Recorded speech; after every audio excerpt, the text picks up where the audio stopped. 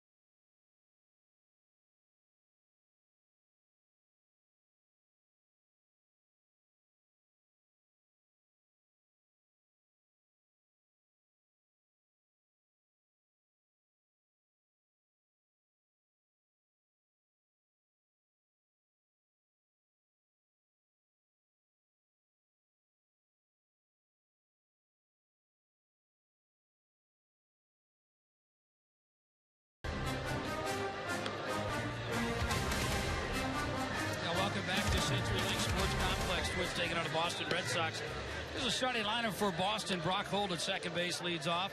Rusney Castillo will be in left field batting second. Batting third baseman Travis Shaw. Bryce Brents in right field bats fourth. Batting fifth will be the DH Brennan Bosch. Ryan Hannigan will catch bat sixth. Alan Craig at first base bats seventh. Devin Marrero will be at shortstop batting eighth. Batting ninth, and at center field will be Ryan Lamar. Pitching for the Red Sox here tonight. 9 wins, 15 losses last year. Right-hander Rick Porcello. Here's a starting lineup for your Minnesota Twins. Brian Dozier at second base leads off. It'll be Eddie Rosario in left field batting second. Batting third, first baseman Joe Mauer. Batting fourth and in right field, Miguel Sano. Trevor Plouffe at third base bats fifth. Byung-Ho Park will DH and bat sixth. Batting seventh. At shortstop is Eduardo Escobar. Kurt Suzuki will be behind the plate, batting eighth. And batting ninth and at center field will be Byron Buxton. Pitching for Minnesota, 10 starts last year, had a record of 5 wins, 1 loss. Will be right-hander Tyler Duffy. Umpires, it'll be Marvin Hudson calling balls and strikes. Jeff Kellogg at first base. Brian Honora, the umpire at second base. Tim Timmons will be the umpire at third base. To get you started, here's Corey Provis. Hi, Danny. Thank you. We are set to go. Game 2 here in the Grapefruit League, the Twins and the Red Sox. Twins prevailing yesterday down the street at JetBlue 7-4. And Tyler Duffy's first pitch is pumped in for a fastball strike called. And with that, we are underway here at the CenturyLink Sports Complex at a gorgeous evening. Brock Holt, utility player and then some for the Red Sox. First-time All-Star last year.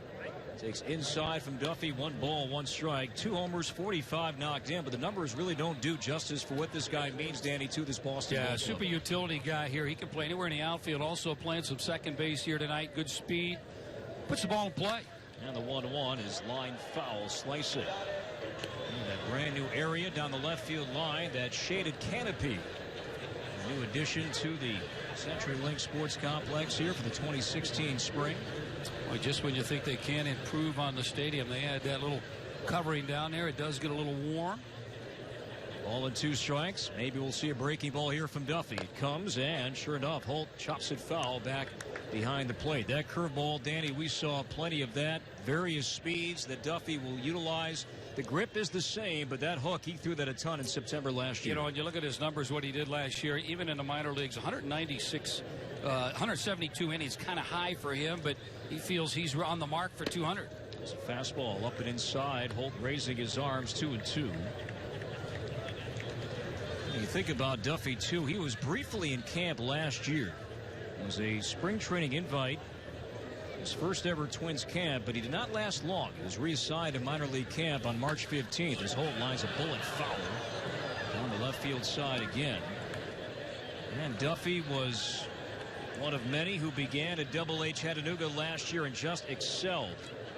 Doug Mankiewicz and that terrific Lookouts team that featured 7 Southern League All-Stars. And Duffy, 6'3", 222 pounds, ended up 5-1, 10 starts with the big league club last year. And the 2-2 is hit on the ground near first, glove by Mauer. 2 steps to the bag. And Joe makes the play, and Holt is out, number 1. I didn't even put that together. You're probably right. Mauer at first base tonight defensively. Brian Dozier at second. Eduardo Escobar at short. Trevor Plouffe at third.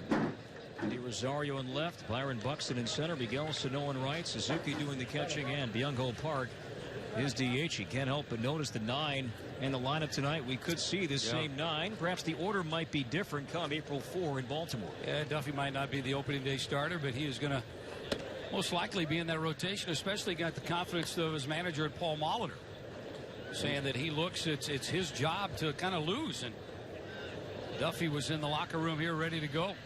Rusney Castillo, the batter, takes ball 1. He swings and skies one to right. Slicing foul down the line. That's going to land inside the Red Sox bullpen down the right field side. To Rusney Castillo, 28-year-old Cuban-born player. Surged in August last year. Nearly 340. 3 homers, 18 knocked in that month. Castillo's been slowed this spring due to illness. And Duffy's 1-1 is over, but maybe a tad low. The fastball clocked at 90 miles per hour, 2-1. Castillo, maybe on paper, Danny, is the guy to beat there in left field for the Red Sox, but Dave Dombrowski has been adamant he has to earn it this spring. Yeah, health has been his problem. And the 2-1, chopped to short, 2-hopper. Bell tie to Escobar, a couple of steps in, and a perfect throw to Mauer. So 2 ground ball outs, so quickly 2 down.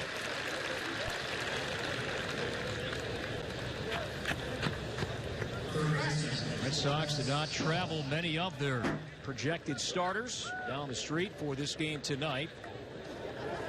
But here is somebody that, while he probably won't start, Travis Shaw has a chance to make this Red Sox team leaving camp. AAA Pawtucket last year, 5 home runs, did have 65 games with the Red Sox. Hit 13 home runs. That's left-handed. Came up as a third baseman, but played some first after the Red Sox traded Mike Napoli late last season. I think once they moved Daniel Nava, I think that his spot has opened up, so he's got a good opportunity. And Duffy's 1-0 pitch is line foul. Off speed that time from Tyler. It's a 1 ball, 1 strike count on Shaw.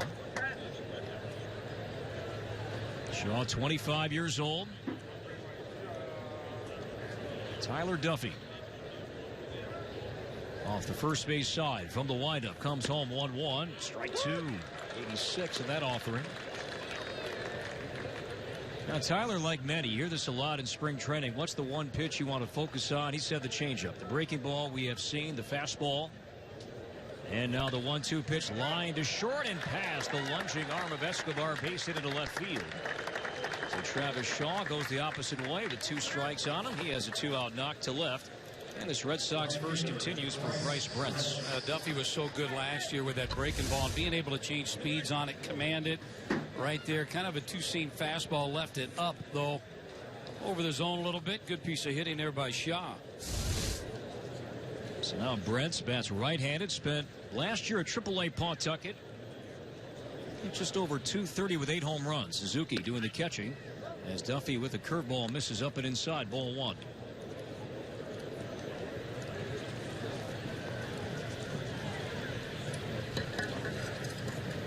Outfield straightaway, infield back. Shaw about a 3-step lead off the bag at first. Maurer is holding him on. And the 1-0 pitch by him. Swing and a miss. At 86, up and in. And Brent's empty on that massive cut. It's a 1-1 count. Red Sox a year ago finished last in the AL East. 78-84. Played better team baseball, though, late in the season. And the 1-1 is driven foul. The Red Sox did make somewhat of a playoff push in the wild card race. They finished short of that, of course, but they did make it somewhat interesting with better baseball August and into September. Ball and 2 strikes. Duffy last year averaged about 8 strikeouts per 9. And the 1-2 curve missed outside. 2-2. Now we saw this tandem so many times in September last year. Duffy on the mound, Suzuki doing the catching. September alone, Duffy made 6 starts. He went 3-0 with an ERA in the mid-2s, 33 strikeouts in 37 innings, and the 2-2 curve smothered by Suzuki, missing outside. Full count. Traveling time now for Shaw at first. Well, one thing about Duffy last year, what we saw from him, he had good tempo, he had good command out there. Seemed to always be pitching ahead of the hitters, was able to get that breaking ball over early in the count. But Suzuki, boy, he worked well with him last year. We're now playing behind the runner. Shaw at first. The 3-2, a swing and a pop fly foul. This one heading in our direction and will miss. Nice crowd for this spring training home opener.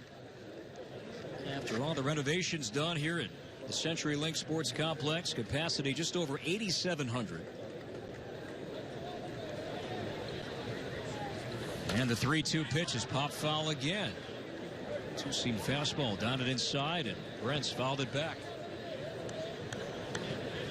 Now, you raised the point, Danny, about Duffy, and Paul Molitor offering praise for this young man as far as what 2016 looks like. That, you know, using Paul's words, something would have to go terribly wrong for Duffy to not have at least one of the 5 spots in the Twins rotation to begin the year. First of all, he likes his makeup, he likes his stuff, and he's a winner. Strike 3 called on a fastball painted outside edge at 89.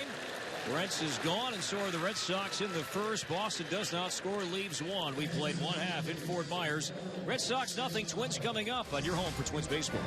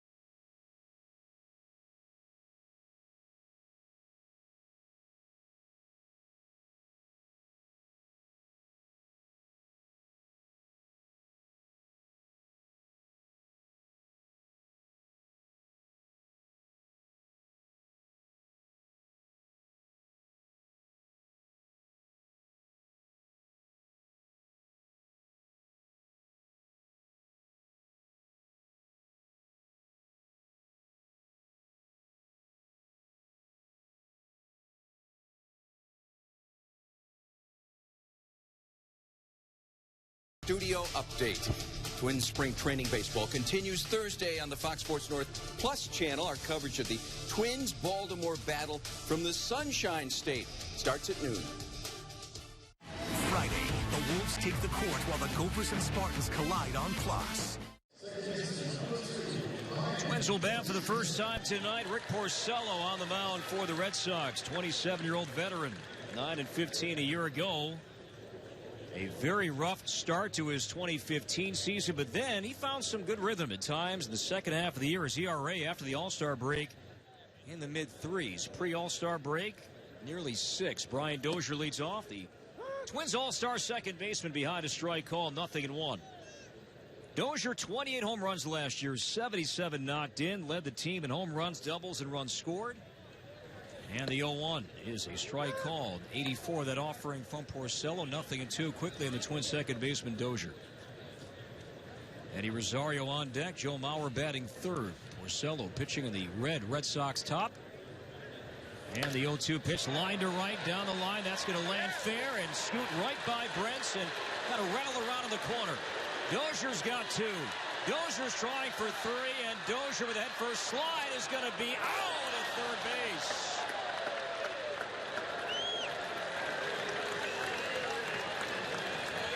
No instant replay, no challenge in spring training. So we play on. Dozier throwing out at third base to begin his 2016 spring. Boy, a heck of a throw right there by the right fielder. And Brents, he threw that ball from the warning track, one hop right to third. Yeah, no cutoff man. Wow. So Bryce Brents showcasing a big arm, makes a good play. So one out, base is empty for Eddie Rosario. Speaking of triples, that's what Dozier tried for last year. We saw Rosario amass 15 triples last year. Didn't just lead rookies, but led all of Major League Baseball. 13 homers, 50 knocked in. He did it all, didn't he? With the bat. He's just an exciting player. Porcello from the windup, and the 0-1, a swing and a blast, dead center and deep. Ryan Lamar drifting back, still going, playable, and runs it down. One step shy of the warning track in dead center. Twins have hit the ball hard twice. Dozier a moment ago, Rosario, but 2 balls in play, 2 outs. Yeah, you talk about Rosario and how gifted of an athlete he is, how good of an outfielder. He was looking to be the backup out there in center field and kind of could play anywhere. In center field, slide him over to left. And I think that Arcia, we saw him in the first ball game in left field. So it's going to be Rosario mostly out there in left field this year. Rosario's 16 outfield assists last year. That tied a Twins rookie record.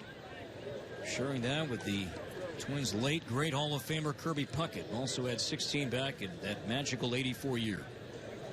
2 down. Joe Mauer's first at bat of the spring. Took ball 1. He swings and skies one foul to left.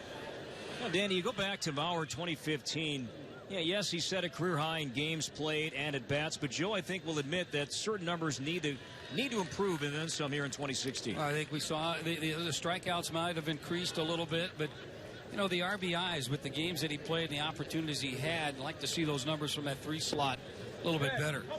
There's that Porcello patented sinker missing down and away, 2-1. That's Porcello's game. Great sinker baller. That sinker was working well towards the end of 2015.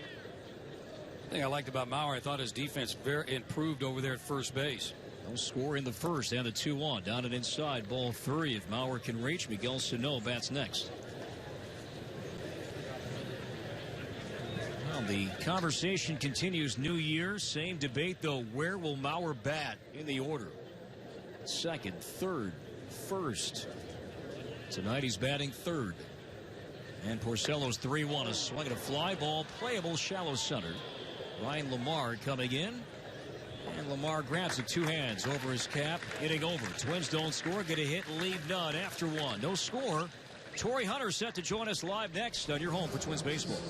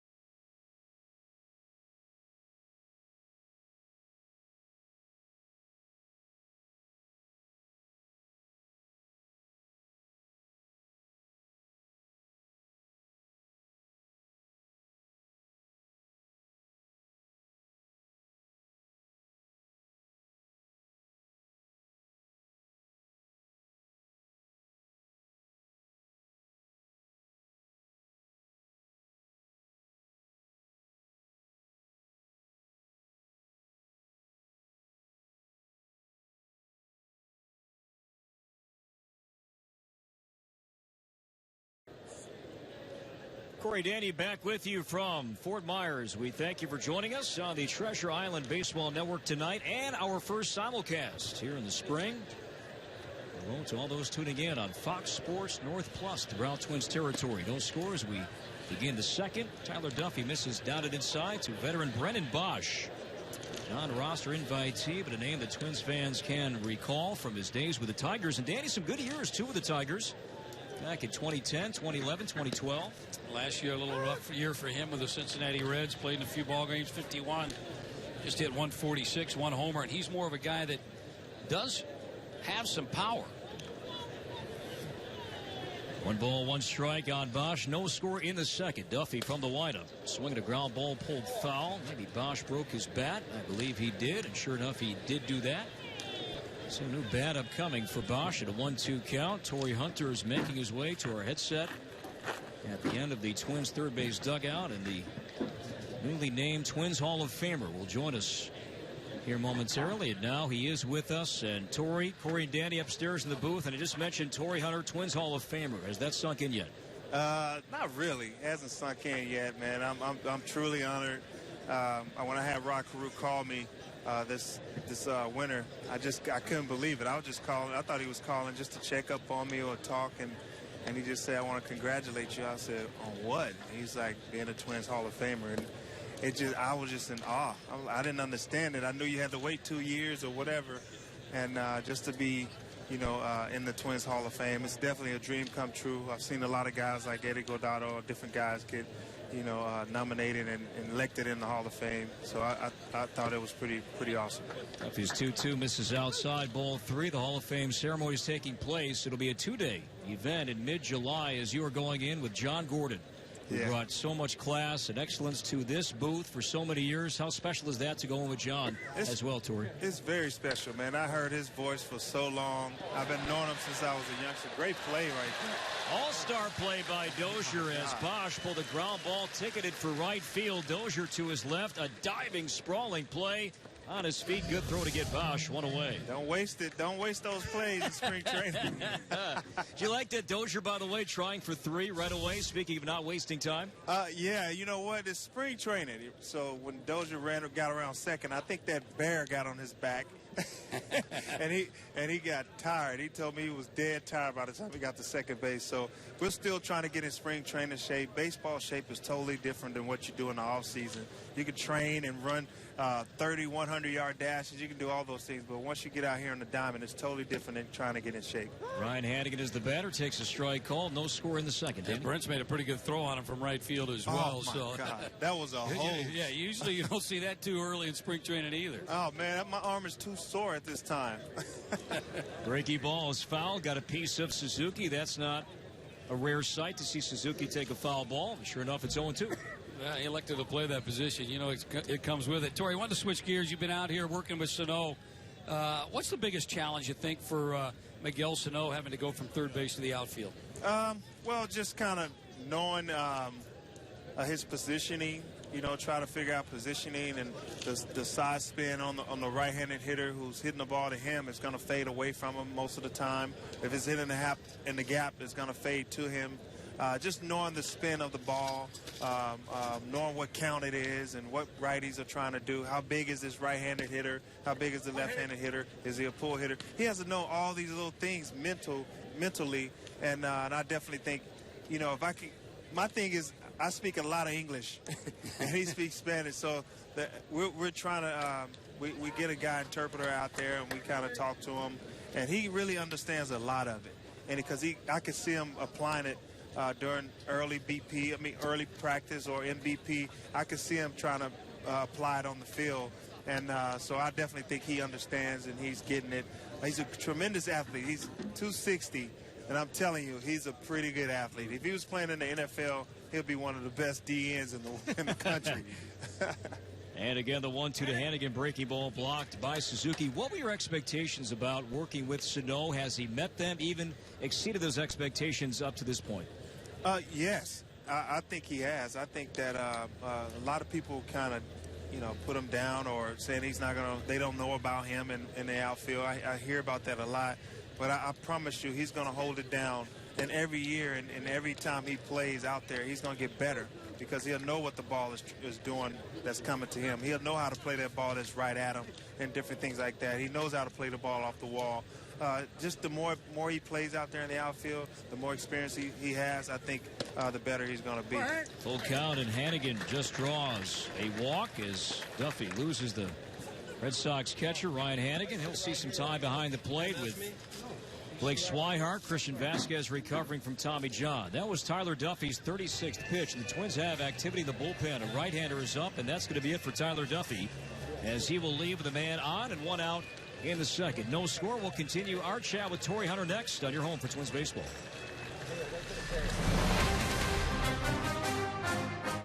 The Wolves battle the Nets.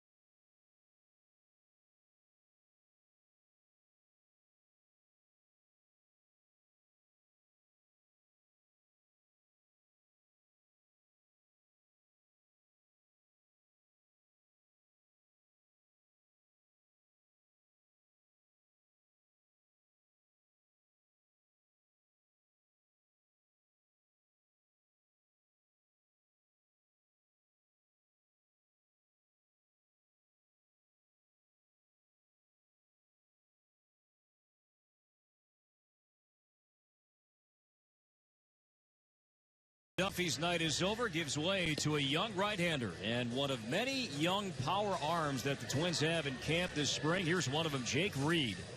6'2", 190 pounds, born in Tucson, makes his home in La Mesa, California. 5th-round pick, 2014 first-year player draft. And here's a guy, Danny, mid to upper 90s fastball and an improving slider.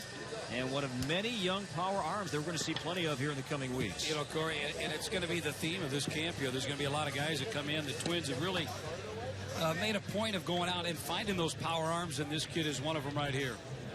Corey, Danny back with you, still chatting live with Tory Hunter. How much do you miss it now? How odd is it to be in camp as a special instructor / coach and not be an active player, something you've done basically all your life? Oh my God, it's like it's like a addiction. You know, I can't touch the bat. I'm trying not to throw the ball because I'm going crazy right now. But just this first game right here that I'm watching, I'm sitting in a dugout. I'm like, I know I can hit this guy. I know it. Somebody give me a bat, you know. And but I'm harnessing it, and I'm holding on, and you know, every day some guy will try to challenge me in the cage and tell me to pick up a bat. I won't do it, and because I know if I get that itch, you know, I'm gonna have to feel it, and so I just try to stay away from it. My wife told me, don't do it, you know, so I can't do it. 1 ball, 1 strike, 1 out, no score in the second. Alan Craig, veteran player, some great years with the Cardinals. Yeah. Here's the batter. And the 1-1 off speed. There's the slider, strike 2 on Craig. This guy is nasty. Talking about Jake Reed? Oh my goodness, he has filthy stuff. I was sitting behind the cage when he's pitching to the hitters during spring, you know, just early spring training. This guy, ball moves like crazy. And the 1-2 off speed, missing down low that time. 2-2. It's more than just power, right? As you've watched these young arms here in camp, they need more than just that blistering fastball, right? Yeah, they need more than that. I think if you can manipulate the ball a little bit and not keep the ball in the zone as long, some guys can. This guy can throw the ball in the zone, out of the zone, back into the zone. So he kind of manipulates the ball a little bit, and that's what I like about him, man. And you know, hitters can't really hit him the way they want to because it looks like a wiffle ball. It does anything it wants to do. And so I could see this guy being in the big leagues soon. Sorry, 83 wins last year. Big turnaround for the Twins here. You kind of left your mark with that ball club. What do you like most about them this year? Chop to short, you know could what? be 2. Uh-oh. The second for one, the relay. That's a double play. And Jake Reed comes in, inning ending 6-4-3 double play. Tory, can you stick around for one more half inning? Yeah, well, I can do that. All right, Tory will join us when we come back. So Reed comes in and gets out of the inning here in the second. Inning and a half in from Fort Myers, no score in your home for Twins baseball.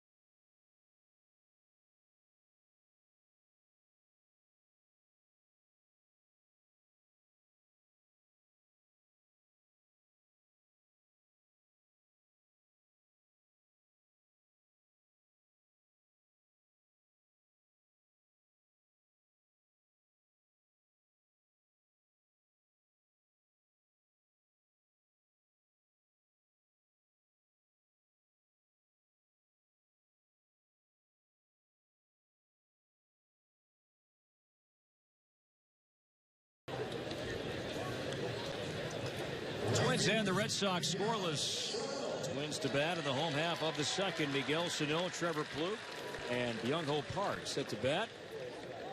And on the mound, Rick Porcello. Tory Hunter joining us from the Twins dugout. Porcello, a former teammate of yours who seemed to always be the forgotten guy, right? With that great Tiger staff. He had Verlander and Scherzer and Sanchez. And by the way, a guy that seemed to take the ball every 5 days for so many years. Oh, man, and he'd give you 10-plus wins a year. And he's very reliable, has good stuff, movement on his ball, good changeup. His thing is he has to keep the ball down. And when he keeps the ball down, he's very effective. He gets the ground balls that he needs. And he's a, oh, my God. Sano to right center deep. Back towards the wall, and that ball's off the wall. Wow. The carom is played by Lamar, and Sano, after walking 3 times, gets to put one in play and doubles high off the wall in right center. And Tory Hunter's pupil doubling off the wall in right center field to begin the second. That's my guy. Yeah, but Tory, you're working with him on the defense now. You were also in the cage with him? Oh, man, I just try to give him some mental stuff. There you go. The guy is actually pretty good, but he asks a lot of questions, man. This guy really wants to be the best, not just offensively. He wants to be the best defensively as well. You can see him out there every morning working his butt off. And, I mean, you know he can hit, but I got little secrets here and there that can help him out. So I'm trying to give it to him and give it to everybody, actually. It's Trevor Plouffe, his first at bat in the spring. He's beyond a strike called. Sano, think about the August he had last year, garnering American League Rookie of the Month. 9 homers, 26 knocked in the month of August alone last year. That's what happens when Porcello leaves the ball up. No balls and 1 strike on Trevor. A year ago, set career highs in many categories: hits, RBIs, runs, at-bats, triples. Is he one of those guys you're looking to, and he being Trevor Plouffe, to carry that leadership role that you kind of left after you retired last year? Well, yeah. I mean, you know, that's line nice to piece. first and speared on a hop. Nice play by Alan Craig. Will take it to the bag unassisted. Nice piece of hitting right there. Does move Sano down to third base, so 1 out, 190 feet away, and here comes Byung-Ho Park.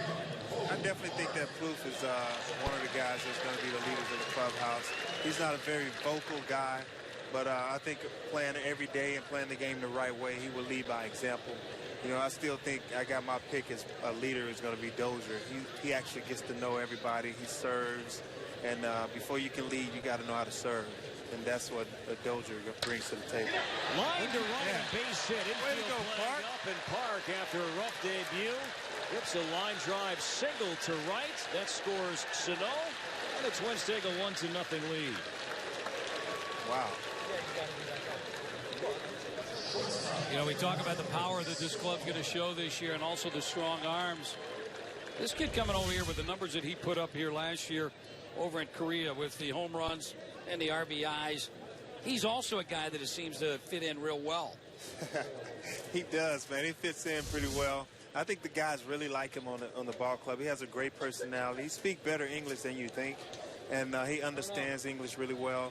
And and he laughs a lot. And I kind of stood him up the first day in the meeting, and kind of, you know, put him out there and asked a lot of questions and made him uncomfortable a little bit. And he cracked a pretty good joke, and everybody started laughing. I think that kind of broke the ice with him, and he just started talking with everybody. So he's pretty awesome. Switch hitting shortstop, Eduardo Escobar, the batter, behind a strike. And the 0-1 is line foul. Look out, folks. Slicing right behind the Twins' third base dugout. Tory, in a few days, your time down here is going to end. Then what's next? What's next for Tory Hunter this year and moving forward? Well, you know, for me, I'm just, you know, right now just taking it easy. Maybe do a little TV here and there, and maybe go see my son majority of the time. He's playing baseball at Notre Dame now, and then football season starts, you know, into August. And so I'm just going to travel, watch my boys, hang out with those guys, and also I got a granddaughter, man. Woo! Wow. She's the apple of my eye, man, and I definitely think that she's changed my heart. I have 9 uncles and 7 brothers. Wow. So she's the first female really in our family, and I promise you she is super spoiled. Well, you said last year when you hit the upper deck at Target Field, you need those granddad muscles, right, to get up there? Oh, yeah, you got to have kids in college to do that. 0-2 on Escobar, and the pitch is over but low at 92, a fastball, ball 1. RBI single from Byung-Ho Park. Twins cash again. The Miguel Sano leadoff double. Park at first base and Suzuki on deck. You guys asked me earlier about the 83 wins from last year, and that was all fine and dandy, but I promise you these guys know they fell short of winning that division, and that's all that matters. 83 wins, that's fine, but it's not fine. You know, we really want to win a division. These guys still want to win a division. You know, it's a plus, but that's not what we're looking at. We're looking at winning the division, and I think they have the team that's capable of doing that. They have the little experience that they had last year. I think they're going to carry it over and do some damage. I honestly think they're going to play well. Ball and 2 strikes at Escobar. Park at first base. Craig holding him on. And now the 1-2 loop back of second, off the glove of the second baseman. Holt recovers, flips to second, and in time to get the sliding Park by a half a step. So Holt, who plays every position outside of pitching and catching, stayed with the play there on that looping line drive. Red Sox get the force at second base. Escobar. And Park getting I told you they love him. High fives in the dugout. They love him, man. He's funny. No, Tory, you talk about the attitude of the Twins, 83 wins last year, and also talking to a lot of the guys. They watched the World Series last year. They saw what Kansas City did, and they felt that in their division, they can hang with the Kansas City Royals. Oh, definitely. I know they feel like they can hang with the Kansas City Royals. You saw how we played against those guys. Mm-hmm. You know, every time we played them, we had some good battles. We played them well until that last, you know, I think that last series, it came down to it. They kind of, you know, put it on us a little bit. But other than that, before that, we played those guys to a T. I think we won the series up until that last series. They have pretty good pitching out there, the Royals, but I definitely think these guys are ready to win. They have the experience, they have the talent. So 2016 is going to be special for the Twins fans. Suzuki pops it up to second, and Holt is there to make the catch. And with that, the inning is over. With that, our time with Tory Hunter ends as well. Always a treat to visit with you, my friend. Congratulations on the Hall of Fame honor, and look forward to many more visits this summer. Thank you. You know you'll see me around somewhere. You know we will. Great Tory Hunter. We thank him. We are through 2. Ricky Nolasco coming into pitch. Twins lead 1-0 on your home for Twins baseball. With thousands of fresh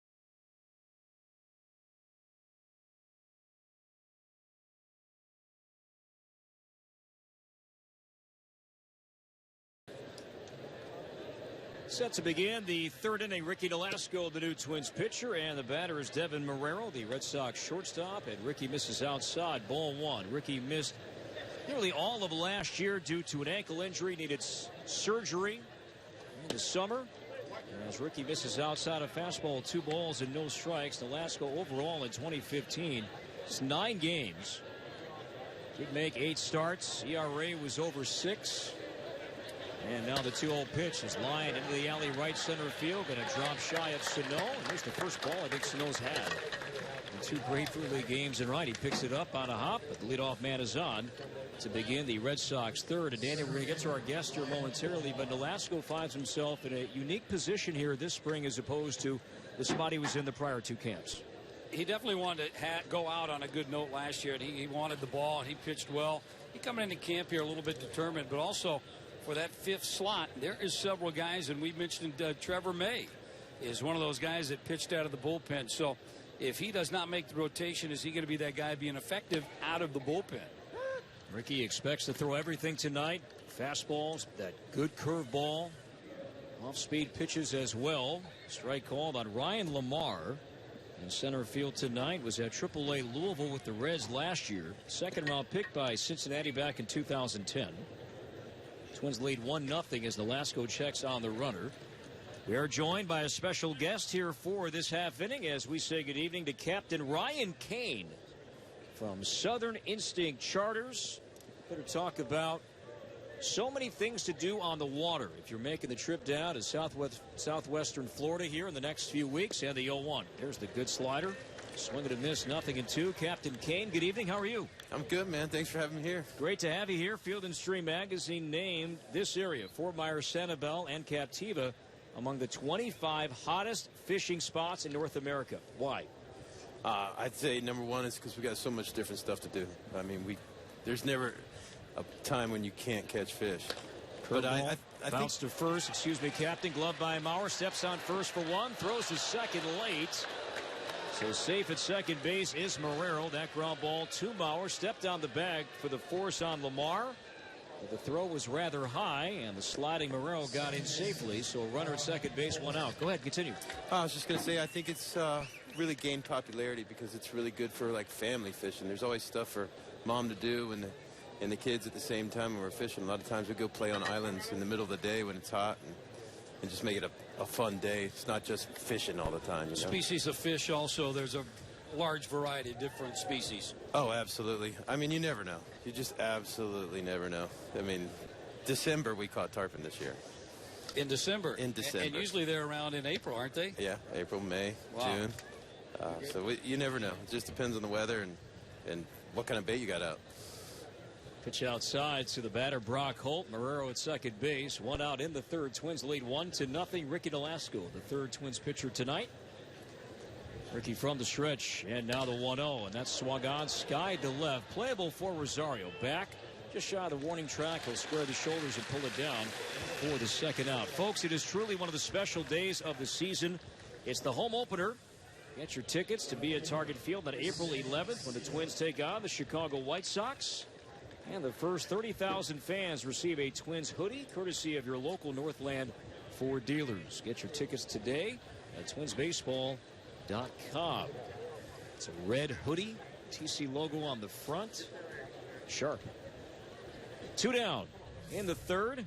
Here's Rusney Castillo as Nolasco misses outside for ball 1. Tell us about your business, though, Captain Cain, if you can. Southern Instinct Charters, how long have you been involved? Well, this is year 6. We've been doing pretty well. You know, full-time guiding is a tough thing to pull off. I mean, it really takes a while to get some clients. This year we're doing something special, though. We just bought a big offshore boat, so we're going to start going out deep and doing some real fun stuff. A lot of what I do is families, and I like the guys that want to go on an adventure. It's not just about, hey, man, I want to catch these 5 fish and fill this cooler. What I like to do is just see what the day brings. And, you know, you pull out of the channel and you see which way the wind's going and just run for it. So what time do you start in the morning? Typically, I start at like 8 o'clock in the morning. You know, depends. There's guys that'll call you. They're like, man, I want to go catch bait with you. You know, I want to do this stuff. I want to learn it all. So I make them get out of bed at 5 o'clock in the morning and tell them be at the ramp at 5:15. Let's go. 1 ball, 1 strike on Rusney Castillo. 2 down in the third, and the pitch is off speed, missing outside, and a Lasco slider, ball 2. You're talking about catch it bait. You net it then, I guess. Oh yeah. Yeah. We went out the other day. Perkins took me out there, and no, he put us on some fish, but I said, we're going to catch our bait, and he goes, no, we're going to go to the store and buy it. Oh, that's terrible. I know. What a rip. I know. I didn't have to pay for it. It's a free trip. Yeah, there goes his tip. Fastball swing and a miss at 93. 2-2 on Castillo. Bounced out to short his first time. Well, we all get stuck buying bait once in a while, you know. Are you from here originally? Oh yeah, I'm like true redneck. Nothing wrong with that. 2-2 on Castillo. Runner at second, and the curveball swung on and missed, and down goes Castillo. There's that good hook from Ricky. And Castillo is gone. Red Sox third is over. Boston leaves 1. Head to the home third in for Myers. Captain Kane will come back and join us when we come back. 1-0 Twins on your home for Twins baseball.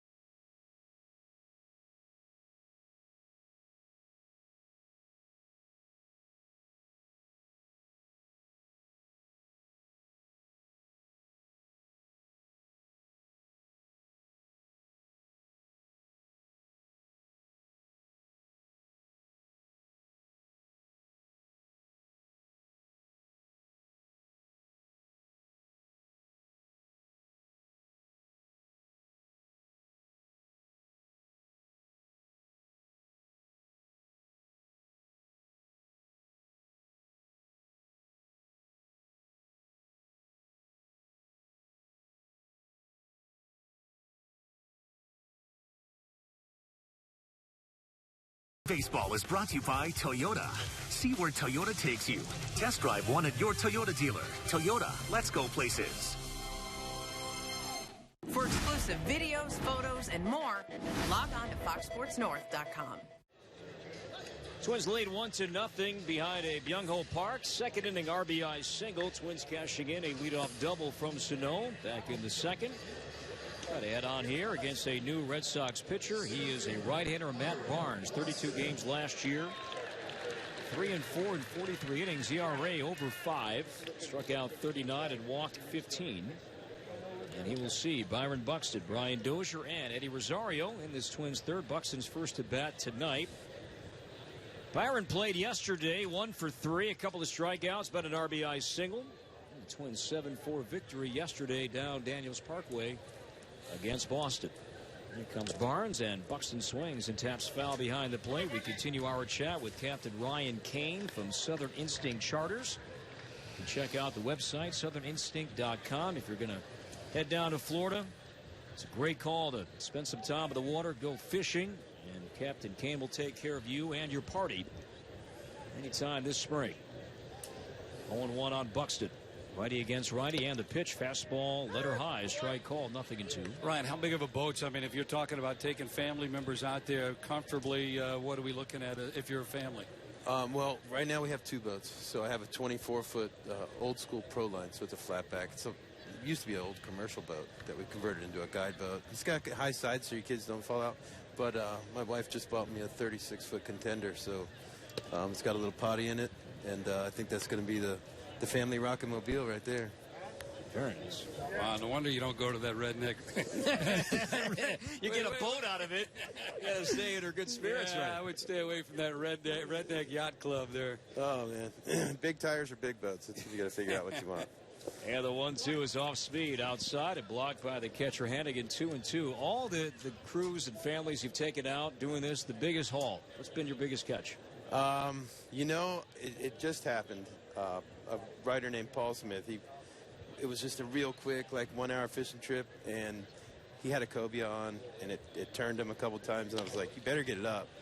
Well, about 45 minutes later, he pulled up the biggest Goliath grouper I have ever seen. It ate his whole cobia, and then got hooked, and then came to the boat. It was incredible. So did you weigh it?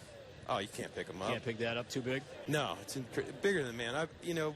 I can't tell you what they really weigh because I've never weighed one, but it was at least 400 pounds. It was incredible. It was 6.5, 7 foot long. Just Danny could have picked it up. Oh, I don't want to mess with them. They hurt my back. I give them to the young guys, the athletes. 2-2 the count on Buxton. And the pitch swing and a miss as he chased down and away. And Buxton is gone on strikes. So there's out number 1 and the strikeout for Barnes. That'll bring up Brian Dozier. Doubled in the Twins' first inning as he lined one towards the right field corner, and he had 2, was trying for 3, and Bryce Brentz made a heck of a throw from the warning track. A one-hop throw to third base to get Dozier his first time up. Corey doesn't like to fish much. He doesn't like to touch the bait, so I said, if you come out with us, we're going to use you for bait. He could probably open a beer with the best of them. See? That's what I can do. Yes. Yes. Beer now, Corey. You give me a nice sharps or no duels, I'm good to go. Dozier lines one to right center, slicing, and that's going to be a base hit. So Dozier 2 hits, both the opposite way. One down the right field line, that one in the alley in right center field. I did fish last year, as we discussed yesterday. I am also an angler. I'm an angler. Yeah. I am an angler. I am a true angler now, as I caught some bass last year, held them up for pictures. Caught a bass. No, 3. Oh, man. 3. One of them I thought was bait. You showed the picture of the bait you're using, some shiners. Yeah. Okay. Yeah, no. That's Had like to go to walleye. casting school for a few minutes, but I got through that too. There's Eddie Rosario. Dozier at first base, 1 out. Twins lead 1-0 in the third on a gorgeous evening here in Fort Myers. And the pitch from Barnes misses down it inside at 95. Big arm from Barnes. Ball 1. Somebody wants to get in touch with you. Are they thinking of coming down here and want to do this charter? Phone number, website? Yeah, the southerninstinct.com. Or, they can call me on the phone. It's on the website, or 239-896-2341 is my phone number. But, try not to call after like 10. Boy. I just got the green light. We got a good idea, don't we? We sure do. We're on to something here. Yeah. Here we go. Do you just do the trips during the day? Anything, any kind of sunset fishing? Well, I don't really. It's hard to fish a lot of guys at night. I got to know you. I got to know you can fish. If you're rookies shouldn't fish at night because everything's by feel, and that's how people get hurt. So I'd rather it be an experience that you're going to come away from feeling like you did something good, you don't get hurt, and the pictures are better in the daytime. And also, I assume you could do a half-day charter or something Absolutely. like that? Okay. You can do half day, 6 hours, and we fool around. We do the sunset cruise, that sort of thing. Where did your love of fishing stem from? I could get out of the house and get away from my parents. That's what it really was. He wasn't married then. I grew up with my aunts and uncles and my grandparents just fishing all the time. I was pretty spoiled. 1 ball, 1 strike, and Eddie Rosario, Joe Mauer on deck. Twins lead 1-0 in the third. Matt Barnes, a long look in. Eddie Rosario, 13 homers, 50 knocked in a breakthrough year back in 2015.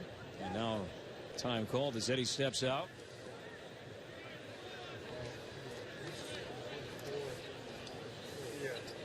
Has the fishing experience changed, say the last 10 years? What you catch, when you catch it, has that trend changed over the years?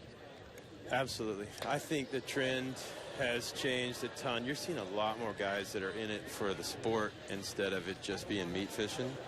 And I think there's a growing awareness that it's a special thing that won't last forever if we don't treat it right. So I think there's a real trend towards conservation, and especially like dealing with big animals. When it comes to sharks and Goliaths, you really see people now starting to respect these animals and not have the fear.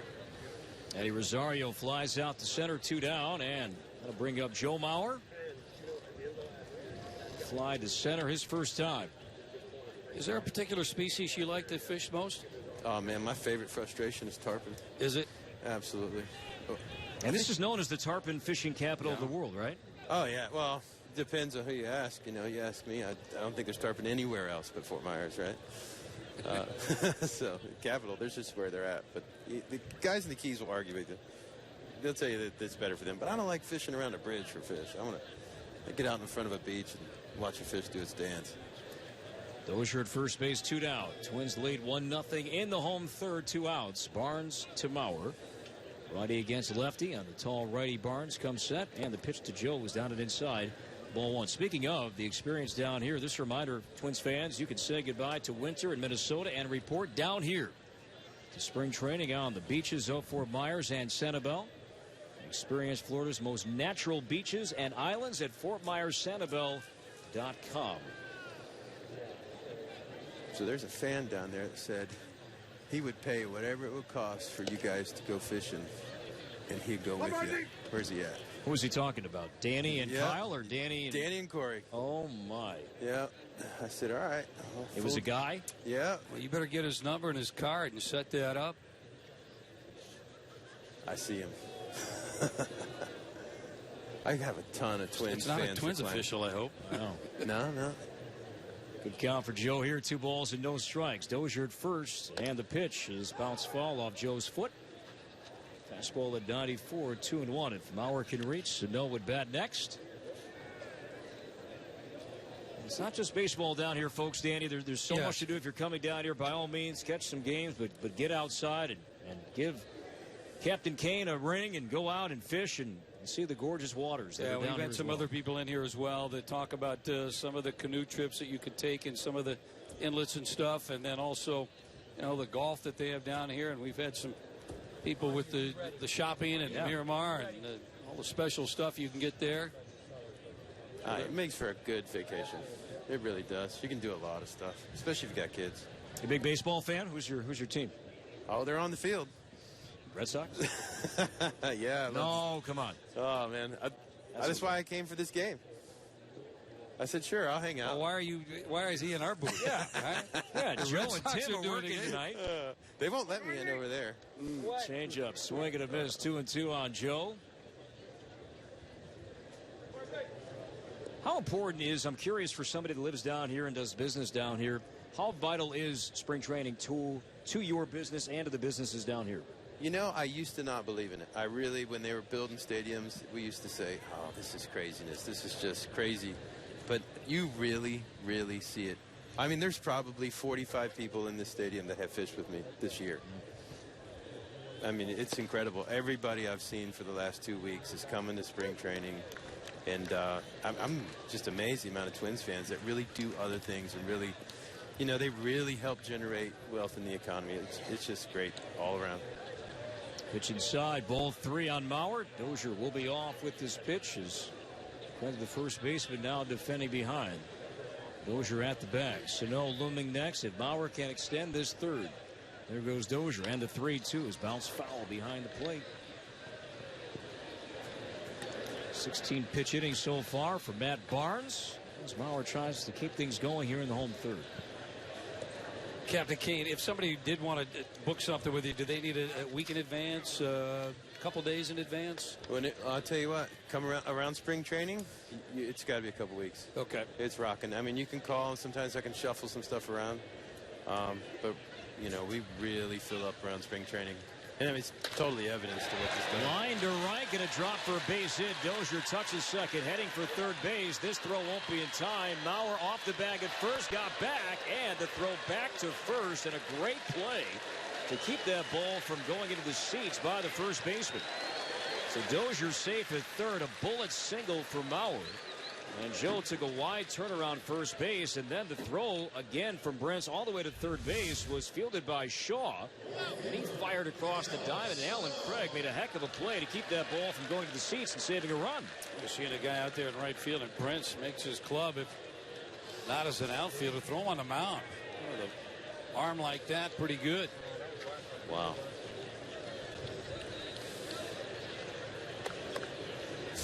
So first and third, 2 outs, and here is Sano. Missed a home run by just a few feet back in the second as he lined a double off the fence in right center. First and third, 2 outs. Twins lead by 1 in the third. And the pitch to Miguel is down and inside. Ball 1.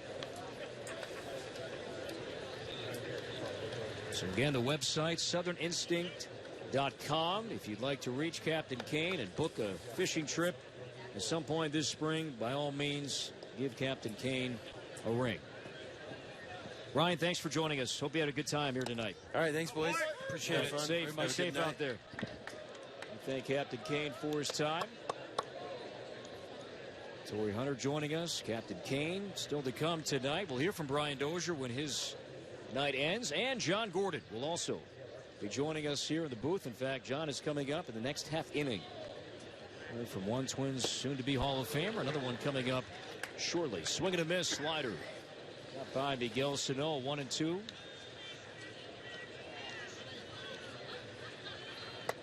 Sano, 18 homers, 52 driven in last year. Infield back, outfield deep, straight away. Dozier at third, Maurer at first, 2 down. Barnes ready. The kick and the 1-2. Sano strikes out swinging. That slider from Barnes. So Sano is gone. Twins third is over. Twins don't score. 2 hits. They lead 2 after 3. It remains 1-0 Twins on your home for Twins baseball.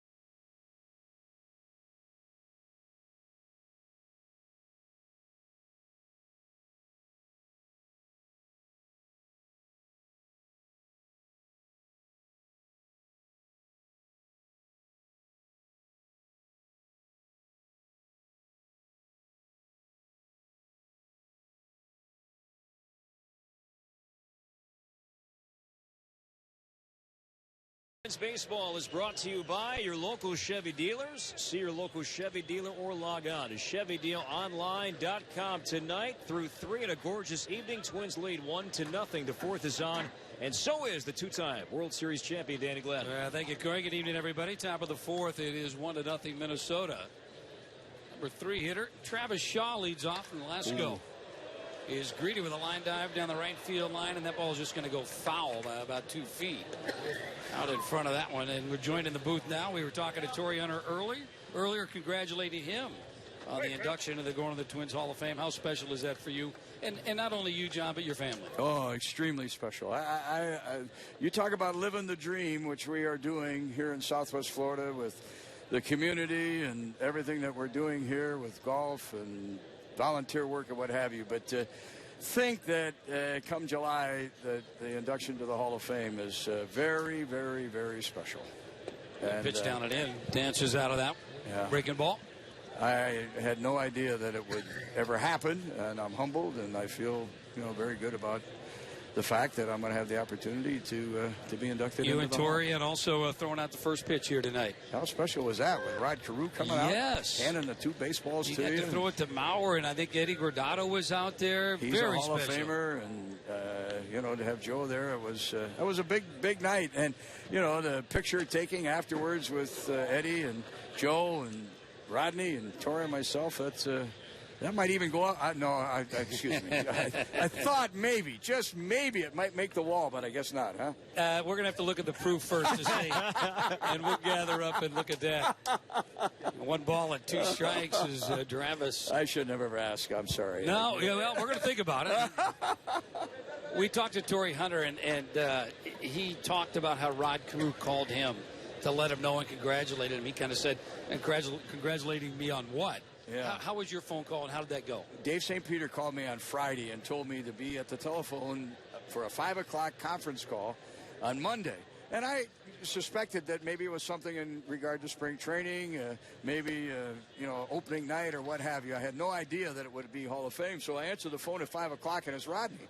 And he said, John, Rodney Carew. And I said, oh, Rodney, how are you doing? I said, first of all, how's your health? Mm-hmm. And then I asked him like 7 questions. Are you coming to spring training? Are you going to be able to play golf when you're here? Have you heard anything at all? On and on and on. Finally, he says, John, he said, I called you. You didn't call me. And he told me that I had been selected to be inducted in the Hall of Fame. And that was a very, very proud moment. Very proud. Travis Shaw, lines went into right center field. Got a chance to see Sano cut that ball off. So a leadoff double for Shaw. And here's Bryce Brents. Did Herb Carneal enter your mind? Was Very he much. among the first individuals that came to mind when you received the news, John? Very much so, yes. Herb and I worked together for 13 years before, Danny came aboard. And Herb and I had a wonderful relationship. The one thing that I think more than anything in working with Herb was that during the whole time, we never really had a cross word. We always got along, and the same with my relationship with Danny. I can't ever remember when we were battling from a standpoint of agreeing or disagreeing on certain aspects of the game or the broadcast and what have you. So I was very thankful for the opportunity to work with Herb. Of course, not only a Twins Hall of Famer, but a Cooperstown Hall of Famer, and to be along his side and work with him, and then to have the opportunity to work with Danny was really a treat. And I enjoyed what I did. I really did. I always said I'd be working for a living, and I just had a good time doing the broadcast of a baseball game. Pitch outside, and now 2 balls and 1 strike to Brents. It's funny because Corey and I mentioned that the other night, and we looked at each other and we said, we're getting paid for this? Yeah. You're right. And it's like, you come to the ballpark and it's just fantastic. Yeah. You get an evening like this, you get a crowd like this, you get the fans, enjoying watching spring training baseball. You get into the player relationship. The amazing thing for me is the fact that I only know 3 guys on the team right now. I know Trevor Plouffe, Joe Mauer, and Glenn Perkins. And I do not know. Brian Dozier was in the minor leagues in 2011, which was the last year. And then after that, anybody that I would say hello to, I'd have to introduce myself to. But, Trevor and Glenn and Joe were on the team when I was broadcasted in 2010, 2011. So other than that, and the coaching staff. But I've always said, and I'll always say it, that the one thing that I miss the most are the people. Just the relationship that I had with other broadcasters, the relationship that I had with the friends of, that were with the Twins and those that were with other teams. It was great, to get to know those people and have a chance to talk to them. In between innings, I don't know if you saw or not, but I said hello to Brian Butterfield. I saw him come over there. Yeah, and Brian's dad, Jack Butterfield, was a farm director for the Yankees when I was with the Yankees. He was a great mentor at that time, big help. He was killed in an automobile crash in St. Petersburg, Florida during spring training. And I had an opportunity to grow a relationship with Brian during the time that he was with Toronto and the time that he was with Boston. And to see him again and shake his hand and tell him how much I appreciated what his dad did when I was, getting started in broadcasting in the big leagues, it was just a treat to do that. Brents is batting with a count of 3 balls, 2 strikes, nobody out. Runner at second and Shaw on the pitch outside. And Ricky Nolasco now in a little bit of trouble. First and second, he'll be facing Brennan Bosch. John, how special is the relationship in all the years you broadcasted baseball on the radio with the medium of radio itself? Baseball and the radio always seem to be connected. Wouldn't you agree, and why is that? Well, I've always said, Corey, that greatest marriage that you can have, other than the one that you have with your wife, is the marriage that you have with the fan through radio. And radio is a medium for baseball, much more than television is. And I know that I had the opportunity to work TV for just a little bit with the Twins when I first started. But it's just very special. There's an opportunity for your son or daughter to grow up listening to baseball games and having an opportunity to get to know what the game is all about. Other than the harsh criticism letters that we get, and we get them. Oh, yeah. There's always a letter. There's a line drive to right field. That's going to get over Miguel Sano's head. And that's going to score one to tie it up. And the Red Sox have second and third with nobody out. An opportunity there. Sano, even though you might not know him, he is a special breed of athlete right now for the Twins. Just to look at him, Danny. Just to look at him. You know, we were afforded very nice seats for tonight's ball game right down by the Twins dugout. And when he comes up to the batter's circle, my gosh, he's a man among boys. When you look at, you know, his size and just his athleticism, his physical being and abilities. Yeah, I sure hope he's the guy that, you know, can bring the power, you know, to the lineup, and it sure looks like he's going to be that guy. Here's the catcher Hannigan now, and the pitch, curveball in there for a strike. Obviously, you still follow the Twins here. Big turnaround last year, 83 wins. The Twins have kind of adjusted what they're doing right now with the power pitchers out of the bullpen, but also you talk about Sano and his size and the power, but they've got some power. And, of course, Buxton out there at center field. Exciting young players. Yeah, these guys are, without question, the real deal.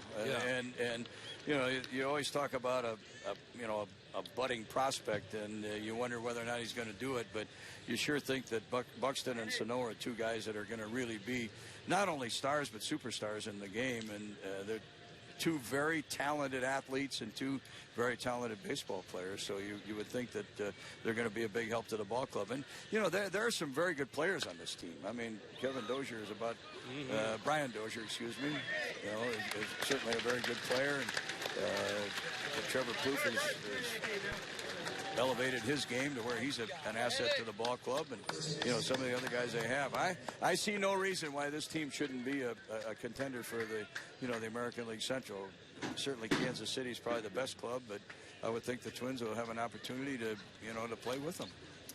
Ground ball out by Hannigan is scoring the runner from third base, and Brent. So the Boston Red Sox here in the top of the fourth inning have taken a 2-1 lead. Infield going to play in, try to cut this third run off, as the batter's going to be Alan Craig. Logan Darnell warming up right now. Off speed pitch drops in there for a strike.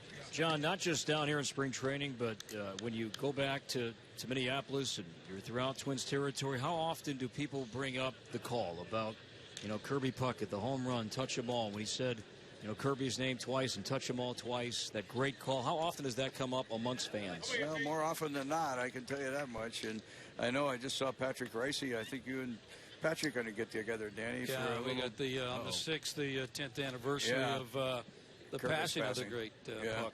Yeah, it comes up, Corey. You know, they think about it all the time, and they mention it. And I had a guy, a fellow by the name of Dayton Hyde, who was an author out of Spearfish, South Dakota, who at the time was thinking about going to Game 7. And he was driving from Spearfish all the way to the Twin Cities.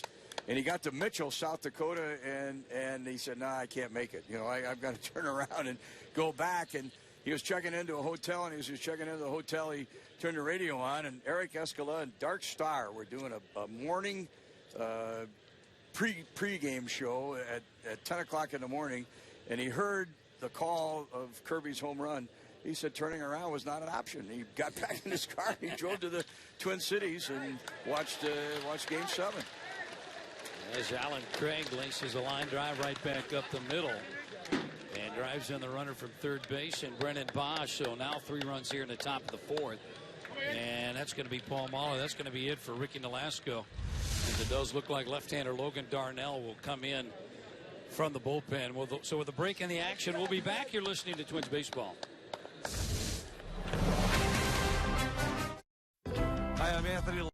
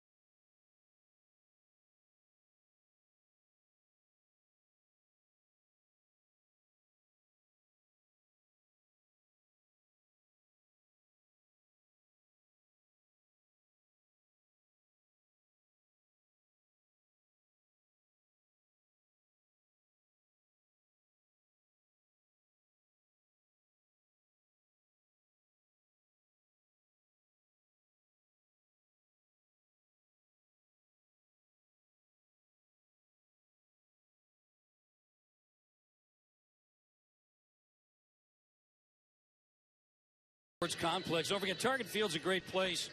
Spend time with people who are important to you. Groups are eligible for discounts on tickets, and per ticket fees are eliminated. So organize your group of 25 or more today, and all you have to do is go to twinsbaseball.com/groups, or you can call 800-33-TWINS. Rick Nolasco lifted for the left-hander Logan Darnell. Darnell taken off the 40-man roster.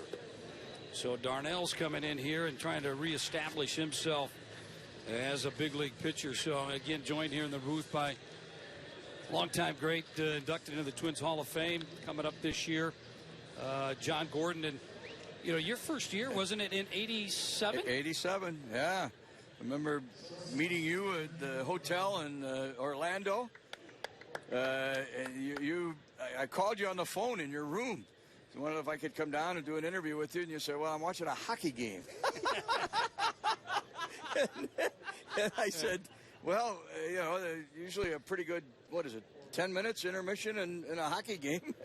I wouldn't imagine you're interested in the interviews during the intermission of between the second and third periods.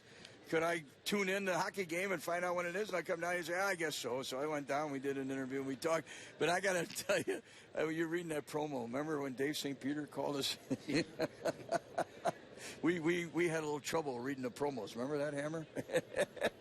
we kind of bagged it, Corey. We on purpose, or just you got lost in the game? Well, we just didn't have room for it. The game was so exciting at the time, so we forgot about it. Oh, we forgot. And Dave St. Peter found out we weren't reading the promos and logging them, and oh boy. Yeah, one pitch by Logan Darnell. It's a 4-6-3 double play. John good to see you. Thank you very much. Say hi to the family. Congratulations, John. To you guys. Appreciate it. Good to see you. Red Sox explode. 3 runs at the top of the fourth. Now 3-1 after 3.5 on your home for Twins baseball.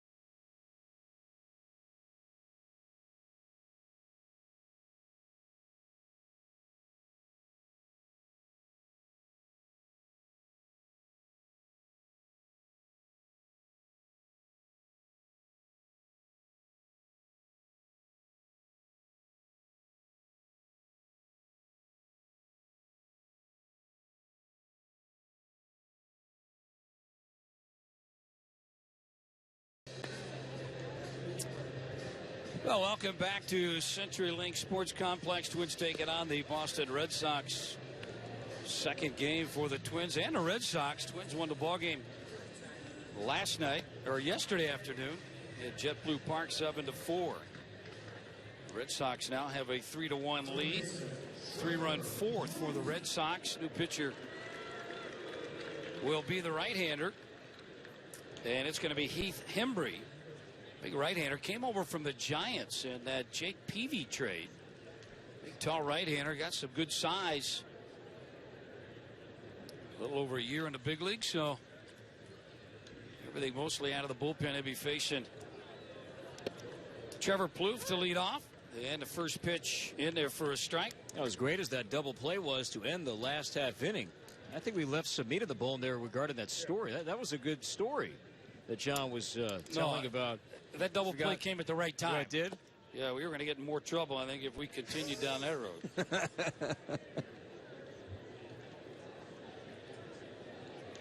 Trevor Plouffe bats right here, and he's quickly in a hole, no balls and 2 strikes.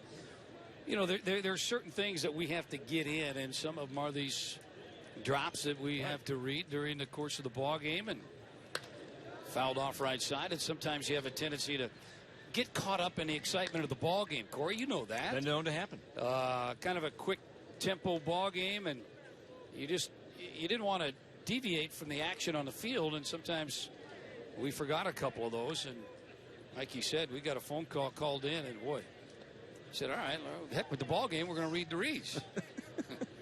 That check swing, he went around on it. So Trevor Plouffe goes down swinging. Here's out number 1. Nice job. Nice job coming over the Twins camp.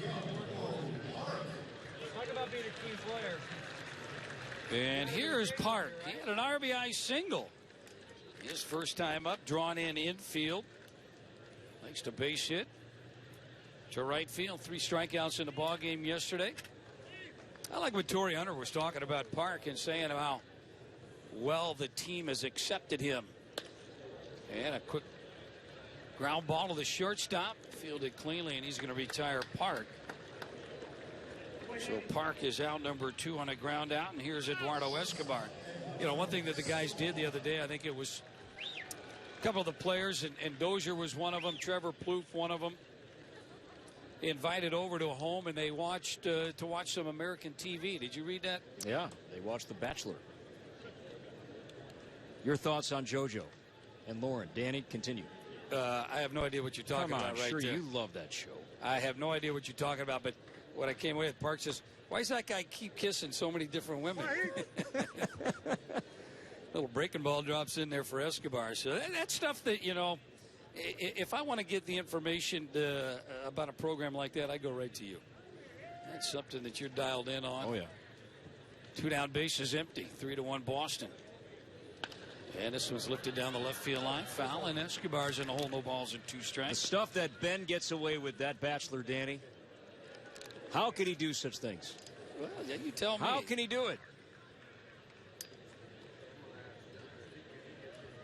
What a country. Change the channel. Escobar, fine year last year for the Twins. Most likely going to be the opening day starting shortstop for Minnesota this year. And a pitch way high. Just up and away. 1 ball and 2 strikes. You know, Escobar, what he really did probably pretty much the second half of the season. Put up some big numbers. The year prior to that, had a lot of doubles. But you just look at his numbers, and 12 home runs, 58 driven in from a guy that really only played about 3/4 of the season as a regular. Fine defensive player, switch hitter, power. And swung on a foul tip. Catcher Hannigan hangs on to it. So Hembry comes in here in a quick 1-2-3 inning. 4 in the books. 3-1 Red Sox. You're listening to Twins Baseball.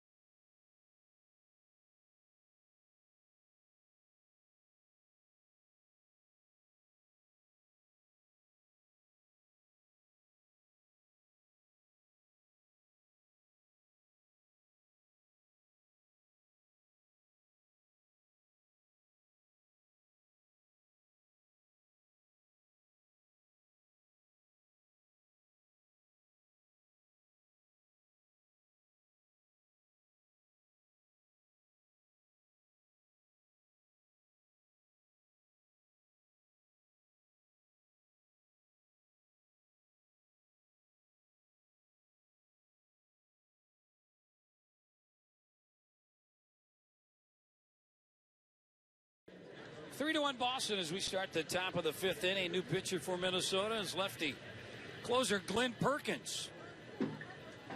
So he'll come on here, face Ryan Lamar. First pitch, check swing, foul. That boy on the bench over there by the Red Sox dugout almost took that one. He paid attention, got out of the way. Yeah, Perky right back. This one again fouled, this time back into the netting. No balls and 2 strikes. Ryan Lamar, they like his defense. They feel he can go play some center field. 21 ball games last year with the Cincinnati Reds, just 2 hits. After that, spent most of the season at AAA. And Perkins delivers, just missed inside with that fastball. Perkins injured into the season last year. Still ended up 32 saves. Yeah, check swing foul. One thing about Perkins, no secret. He does like to pitch the right-handers in hard. You got it. Cut fastball. Occasional breaking ball. Suzuki puts the number down, wants it inside, and the pitch is inside, and it's lifted over the netting. Now this winter, Perkins spent a lot more time down here than he has in prior years, and really changed his conditioning program, Danny, in the offseason as far as hiring a different conditioning coach. He's hoping that that work will pay dividends. Not the first half. The first half has been fine for Perkins, but can he do it for a full year? Yeah, strike 3, stayed right in on the inside corner, locked him up. So there's out number 1. Perkins picks up a strikeout. Top of the order is Brock Holt. Corey, you talk about new conditioning program. Anytime you get a new conditioning program, a lot of times there's a diet change also. There's a food intake that you might have to mix up a little bit. And I think with the exercise and maybe the diet a little bit, going to help out Perkins and make him stronger all season long. Pitch outside and low.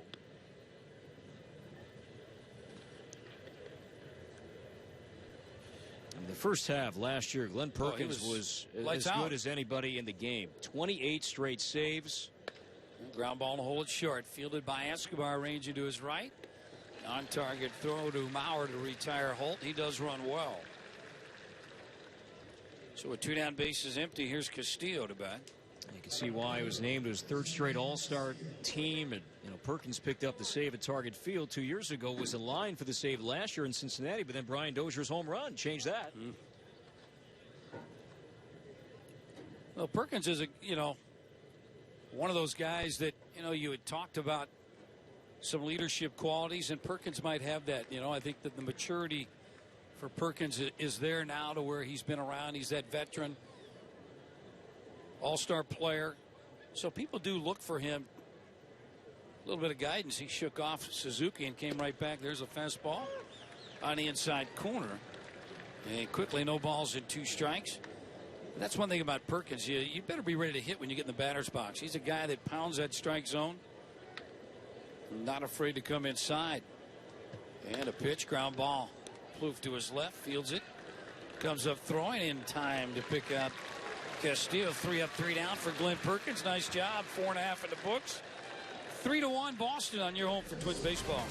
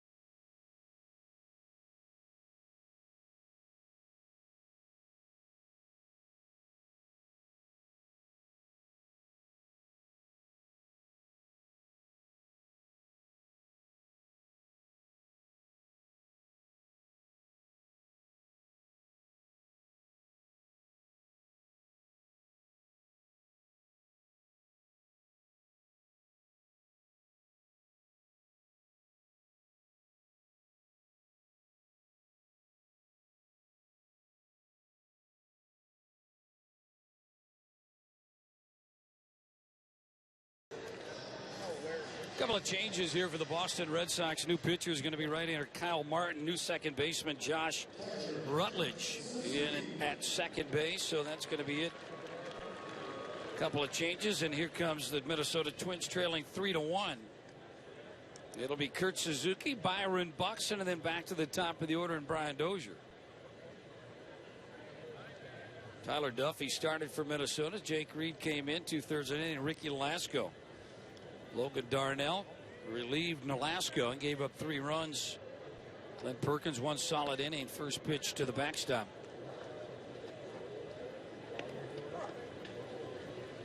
Well, Suzuki started off a little slow last year, but he finished up with some pretty good numbers. Had 5 home runs. Drove in 50, 17 doubles, played in 131 ball games. And the Twins went out and made a trade. John Ryan Murphy to be the backup. Pitch outside and low, falling behind, 2 balls and no strikes. And Suzuki in the last year of that contract with Minnesota. Twins felt they might have been a little thin in the catching department in the minor league system and went out and picked up, traded Aaron Hicks. There's a ground ball, shortstop, tough play on the run. Plenty of time, and retires Suzuki. For out number 1 here in the bottom of the 5th. And here's Byron Buxton. Buxton went down swinging his first time up. Well, Buxton's going to be key for the Twins this year. Top of the order, the bottom of the order. If he can get on base, he's a game changer. Question, he has the defense to play center field, but if he's going to be in that leadoff spot, he's going to need to get on base. Missed outside with a fastball. And the Twins have some option if Buxton can kind of come along slowly in that number 9 slot. You've got Dozier batted leadoff a lot last year. Good speed, shows bunt, pulls it back, but it's in there for a strike. Yeah, yesterday's ball game, Buxton tried to get a bunt down as well. It went foul down the third base line, but with his speed, why not, Danny? He gets that bunt down with his just incredible speed. More times than not, he's going to really force pressure on that opposing team to be clean when fielding that bunt. He's got a guy at third backing up right now, and this one's lifted foul behind home plate now on the hole 1 and 2. You know, it seems like every spring training we've got guys that have good speed and for some reason don't incorporate that bunt part into their game. And you see Rod Crew out here working with them every day. And those are the things that, you know, you try to teach these kids as to when to do it. And try to do it at least once in a game, especially if you have speed like Buxton. Backs away from a pitch inside. There's a combination of things there. It's not so much trying to catch these guys off guard. It's a matter of placement when you lay that bunt down the third base line or the first base line. Righty sets, delivers, swung on a miss, good changeup. And had Buxton out in front. So Buxton, second strikeout tonight. 2 down, bases empty. Batter's going to be Dozier. But I remember when Nick Punto was out here. We had Guzman out here. It had a team full of speed. There must have been 8 guys out here trying to bunt. And I'm not kidding you. They would try to bunt twice a game. And sometimes if it's not successful, you talk to a lot of these guys, they get frustrated. Here's a guy that very good bunter in the minor leagues with the Twins. Takes it outside and low, ball 1. Think about the 2003 Florida Marlins, then Florida Marlins, and that was their game. You had Juan Pierre at the top, Castillo hitting second, and they played small ball, Danny, with the best of them, and then they'd get on base for Lowell and Lee, and that team won a World Series ring. High strike call to Dozier. It looked like an off-speed pitch. Getting those 2 guys at the top who didn't wow you with big home runs and extra base hits, but just speed, get the ball down, put it in play, using that bunt, it can lead to world championships. You know, very true, Corey. And again, it's not about trying to fool these guys. Don't forget, they've got to field that ball on the run and be able to make a good throw on the run up the line. Pitch way outside, and now Dozier bats. 2 balls and 1 strike. A lot of things can come into play with that bunt, and especially if you can make that pitcher, who a lot of people feel the non-athlete guys on the field have to bend over, and they have a tendency to rush, make a bad throw, turn that bunt single into a double.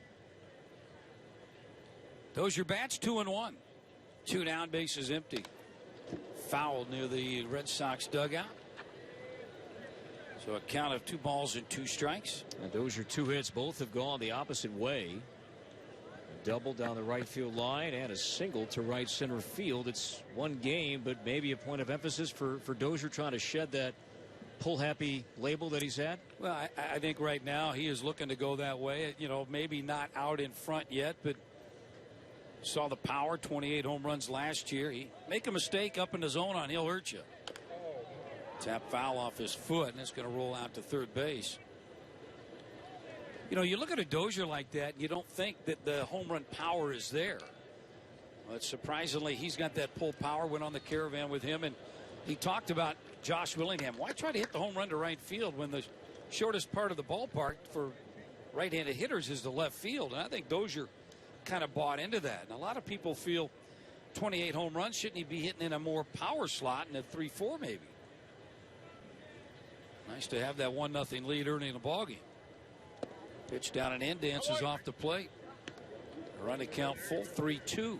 Dozier's up to, what, 13 leadoff home runs. He got by you in the Twins all-time charts.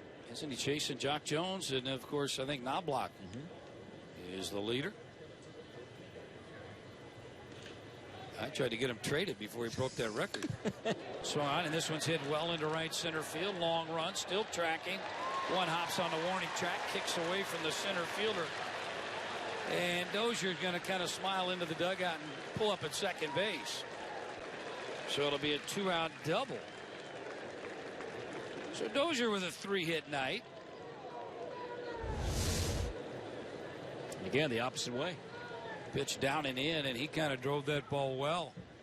And it's funny because Dozier been around a little bit, and I think the scouting report will dictate.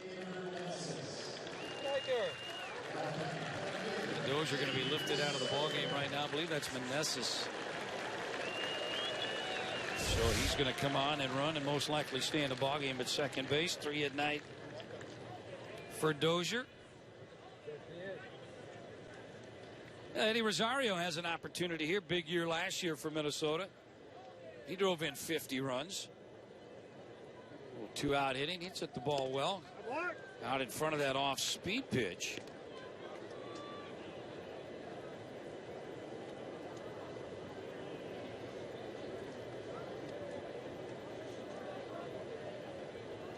Trailing 3-1. And a clutch 2-out base hit here. We're at the bottom of the 5th. Right-hander Kyle Martin delivers another off-speed, and again, out in front.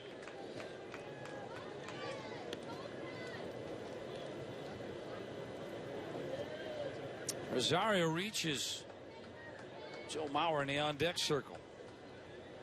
Twins 6 hits. They're out hitting the Red Sox.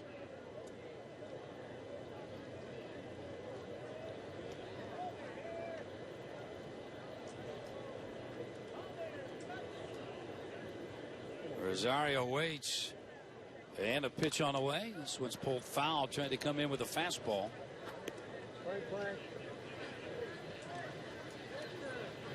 A good crowd here. Got the berm out there in left field, always a hot spot. What were you saying? You were asking earlier about the capacity.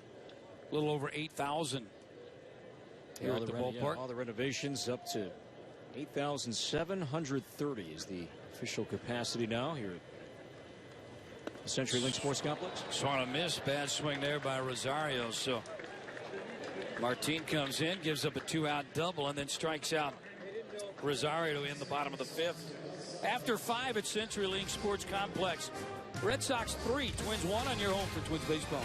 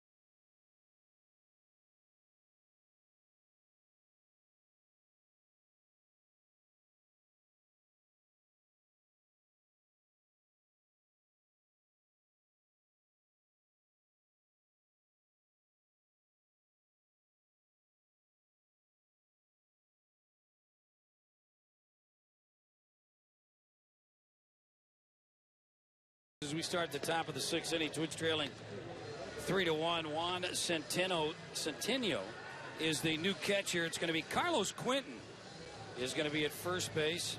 Iker Meneses is the new second baseman. Came on to pinch run for Dozier.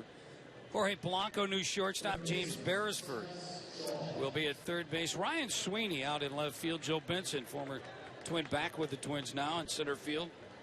And Danny Santana will be in right field, and the new pitcher for Minnesota is going to be right-hander. Who is this guy? That's Casey Fiend. Big right-hander out there. And the first pitch, Travis Shaw's in there for a strike. Also joined down the dugout, Brian Dozier. Dozier, big night, 3 hits tonight. Dazzle, man. How you doing? Good, baby. What y'all doing? Just watching this ball game here, watching you guys put on a little display. Yeah, it's very nice. We scored a couple more runs, Dazzle. Yeah, he just ran into that one inning there in the 4th inning, gave up 3.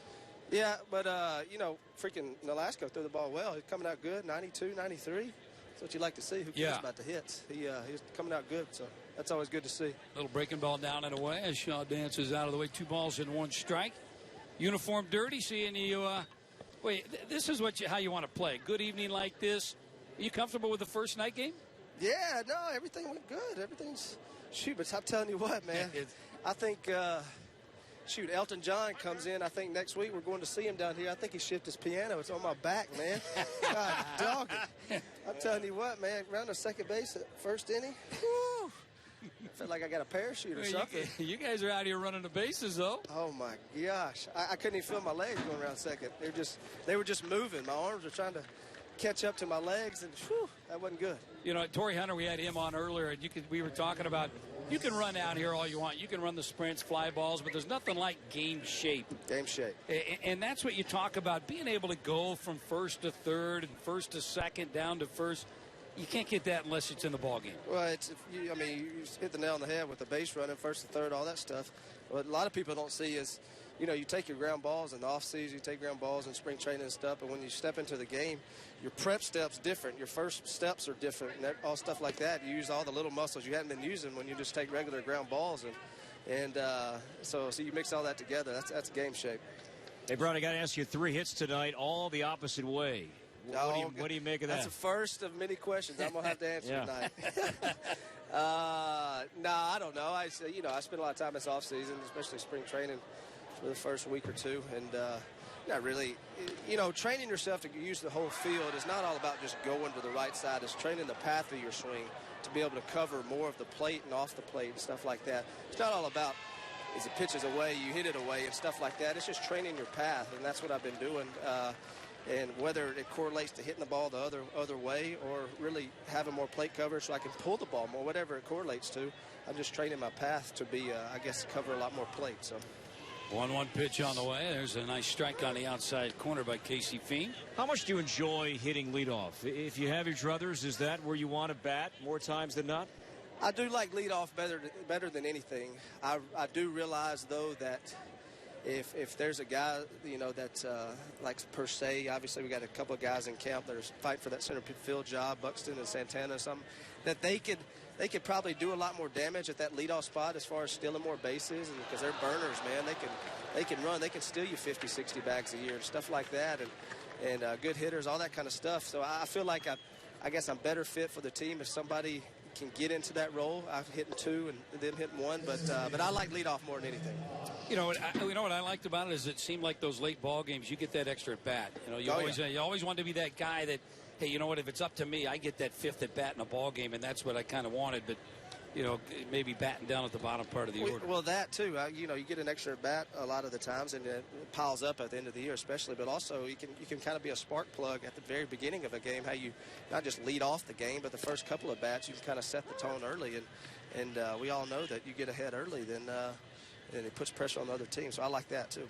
One thing you guys did, we were talking about it the other night. Park got his first base hit, RBI here. You guys collectively as a group invited him over.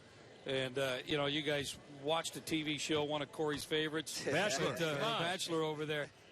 That's just part of, welcoming him to the Twins organization? Yeah, and when we were up in Twins Fest, we went out for a dinner, and we took him out for a couple of drinks as well, and we got to know him even more.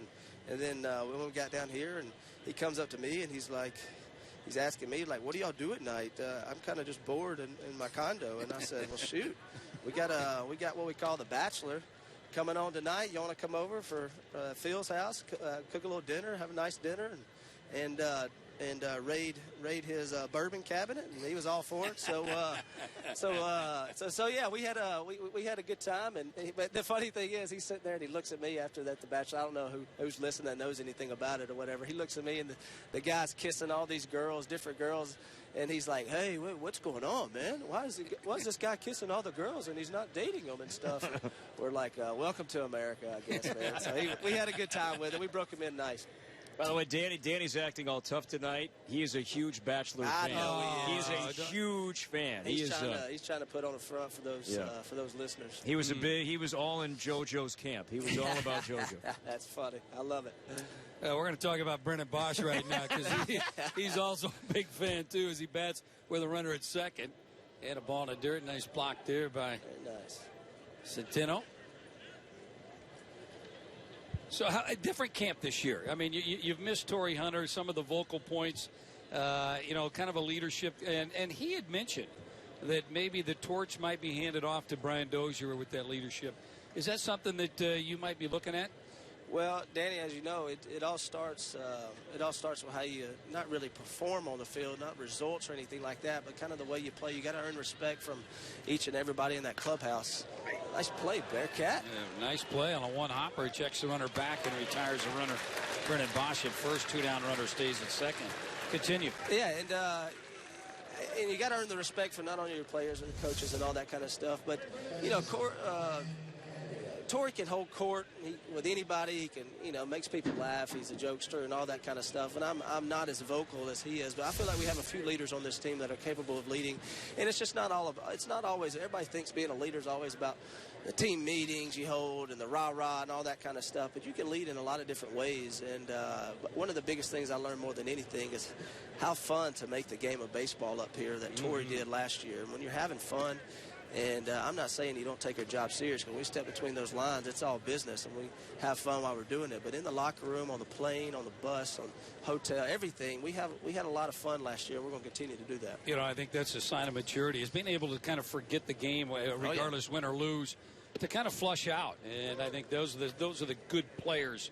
And I think you guys down there in that dugout are kind of learning that a little bit, too. We learned a lot from Tory, and I tell you, it's going to transition to not only this year, but many years to come. Do you see a different Paul Molitor this year? Second year, a little more relaxed, maybe? I think so. I think he, Molly, what made him so good, not only as a player, but, he's going to be a good manager, too. He's always listening. He's always learning. You think he knows everything, but he's also always asking questions to learn even more. And you look at last year, and he was always bouncing ideas off of us and other people, other coaches and stuff, and TK, and just he's soaking all this in. And I think that's a big part of our success last year. And he's a lot more relaxed, I think, this year. And coming into camp, I think he has the mindset that we have as players, that we're kind of expecting to be pretty dang good. And that's what you like to see in your manager. Brian Dozier joins us down in the Twins dugout here. 3 hits here tonight.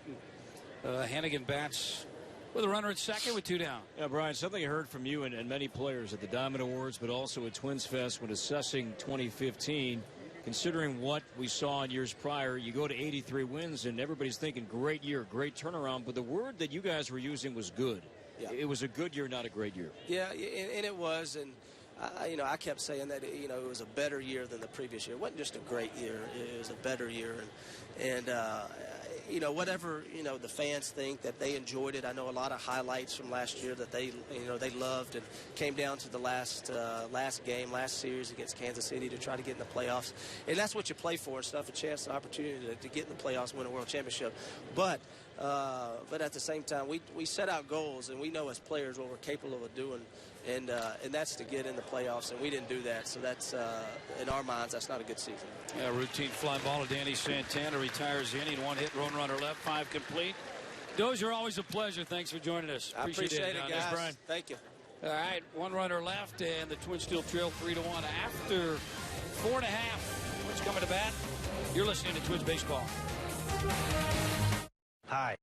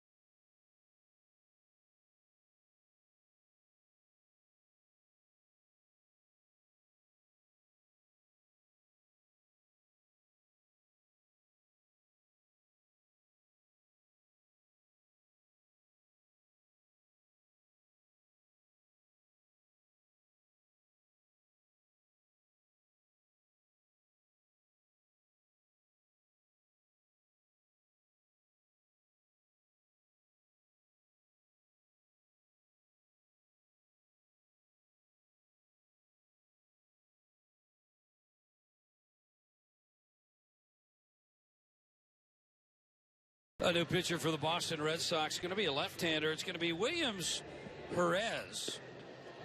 Lanky left-hander, and he's going to be facing a couple of different Twins. One of them going to be leading off. It'll be Carlos Quentin, Danny Santana, and then believe James Beresford. But Twins baseball is brought to you by the beaches of Fort Myers and Sanibel.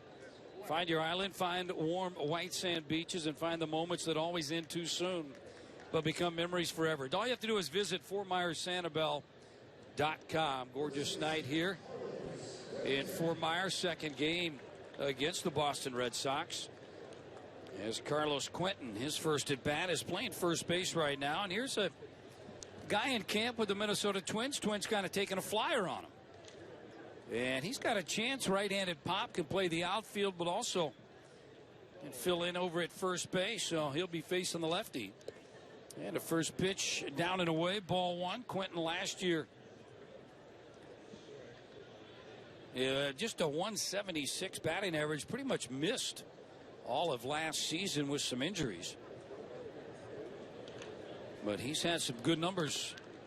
In particular, the Twins know him when he was with the Chicago White Sox. 21 homers, 56 driven in. Big year in 26 home runs, 87 driven in.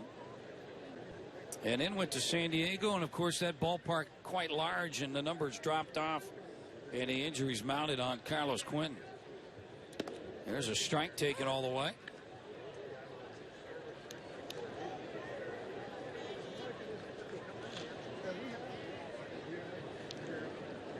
So Quentin going to get some at-bats. They want to see what he can do.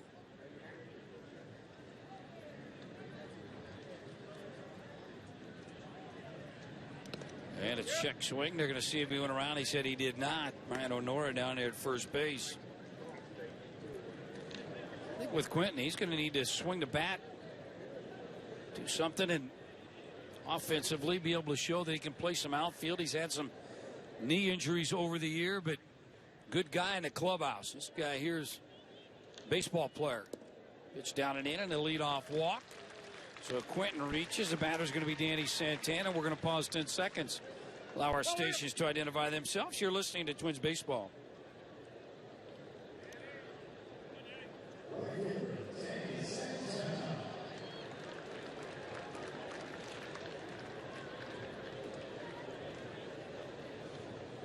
It is going to be Danny Santana. He'll turn around, bat right-handed.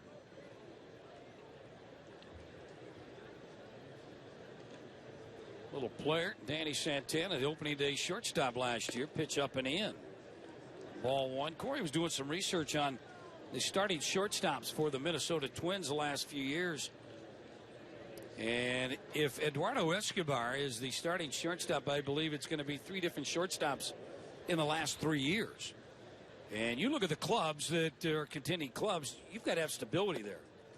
Pitch down and away, and now 2 balls and no strikes, and I think that's key for the Twins now, and that they need to get some stability at that shortstop spot. Well, why that position, though? What is so vital about having that consistency at short as opposed to other positions? Well, you want to have that consistency up the middle with the shortstop, second baseman, and preferably your center fielder. That's kind of your mainstay guy, that your dependable guy out there is going to get the majority of chances to field the ball out there. Somebody that your pitchers can rely on.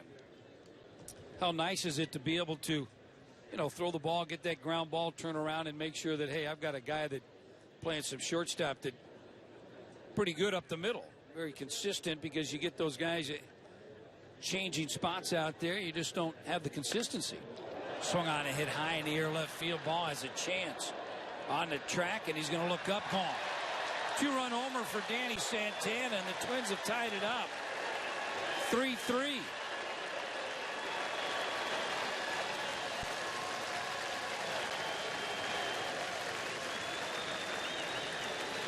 Well, like that, Perez comes in, walks the first batter, then falls behind Santana, and then gives up big booming home run. Well, Danny knew it. I'll probably tell you, stronger from the right side, but boy, that ball.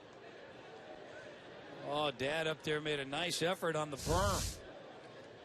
Almost like playing volleyball with it. He hit it up for another fan to catch it. Here's James Beresford to bat.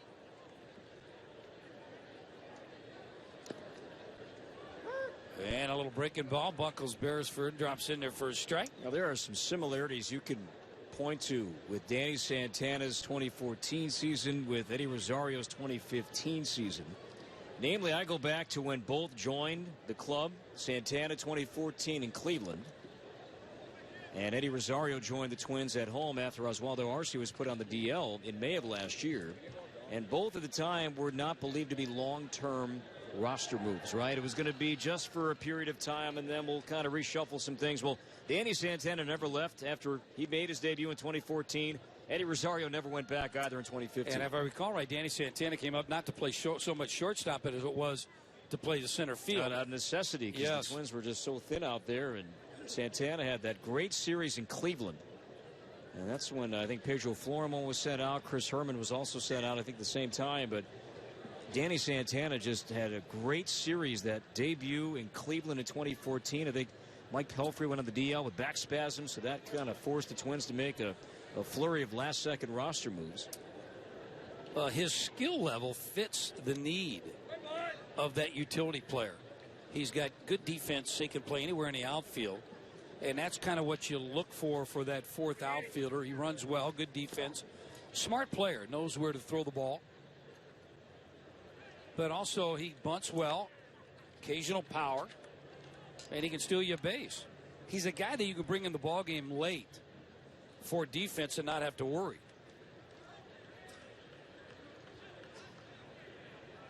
Count of 2-2, and he missed down and away. And Danny Santana, like Oswaldo Arce and Michael Tonkin, is out of options. So he'd have to make the team, otherwise be exposed to waivers. And no guarantee that you keep that player. Talking to him early in camp, and he is doing everything. He is taking a lot of ground balls, not only at just shortstop, but also second, third, and then having to play all the outfield positions.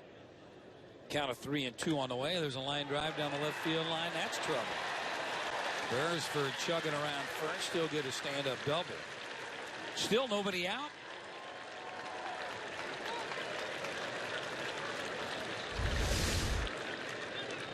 Byung-ho Park. He has a hit.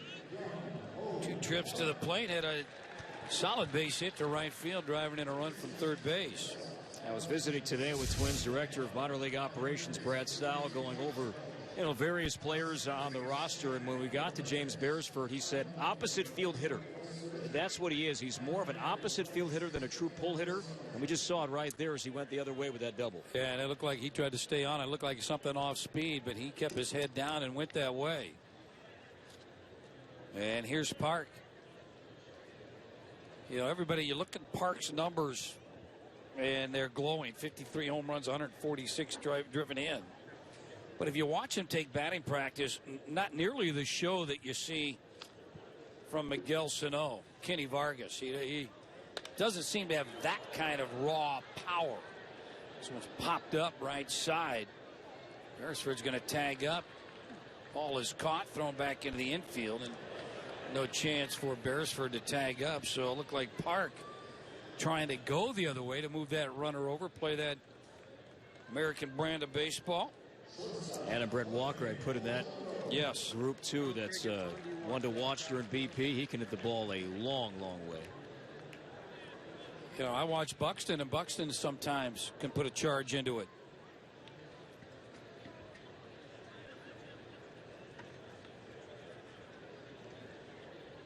The Twins shortstop, Jorge Polanco.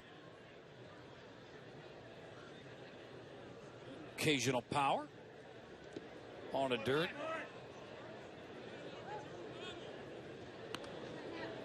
Polanco, like Danny Santana, we talked to Terry Ryan the other day about this kid, and similar skills, but they feel he's a little bit bigger bodied kid.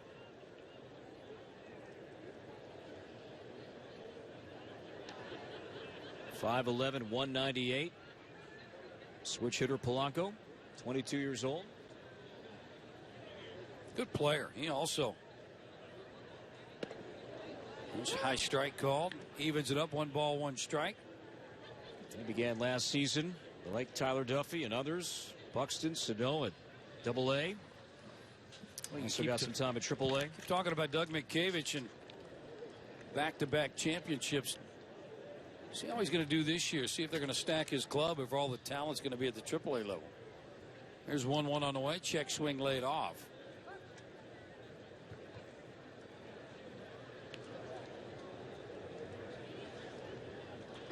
Some organizations will kind of do that by design.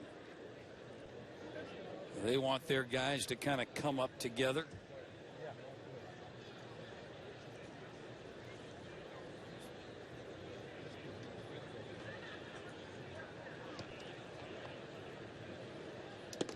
And a pitch on the way, and it's way outside. Lefty William Jerez, a little bit of trouble with his command.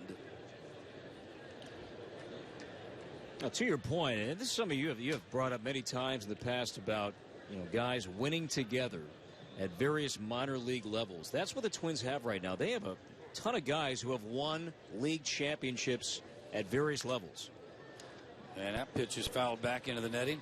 The Broncos in that group, and so many more. I think there's something to say, even if the players, maybe you talk to them when they're done playing baseball, they never made it to the big leagues. Some of the highlights, and you talk to some of these players, they will talk about the year 2013 in Double-A somewhere where our team was so good. We won 90 games and went into the playoffs. Yes, but that also, I think, is a training ground for what you can do at the major league level. There's a ground ball hit to the shortstop, fielded cleanly, and Polanco will be out number 2.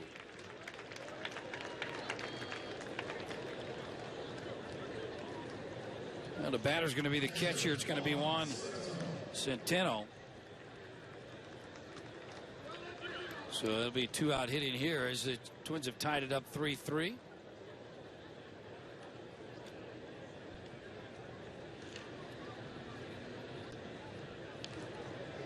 Well, the Twins, 64 guys in camp, and talking with Paul, it's going to be tough to get a lot of look-see at a lot of these guys, but usually there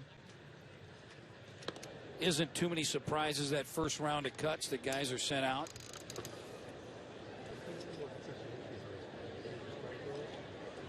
A lot of guys just want to stick around to get the more equipment. Usually not all the manufacturers of the gloves and the bats have showed up.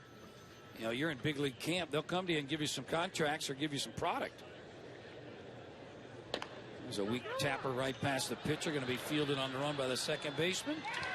And here's the third out. Twins will pick up a couple of runs on Danny Santana's 2-run homer. 6 complete. New score at CenturyLink Sports Complex. All tied up 3-3. You're listening to Twins Baseball.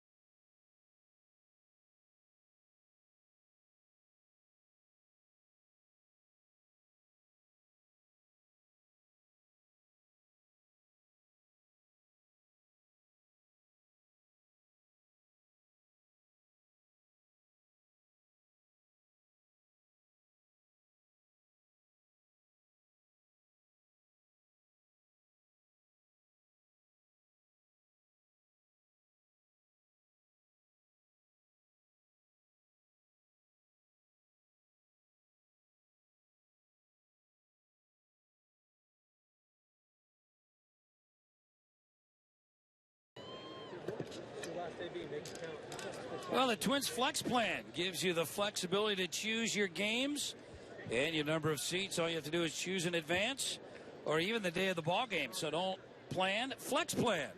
Go to twinsbaseball.com/flex or call in under 33 Twins. Aaron Thompson in for the Twins.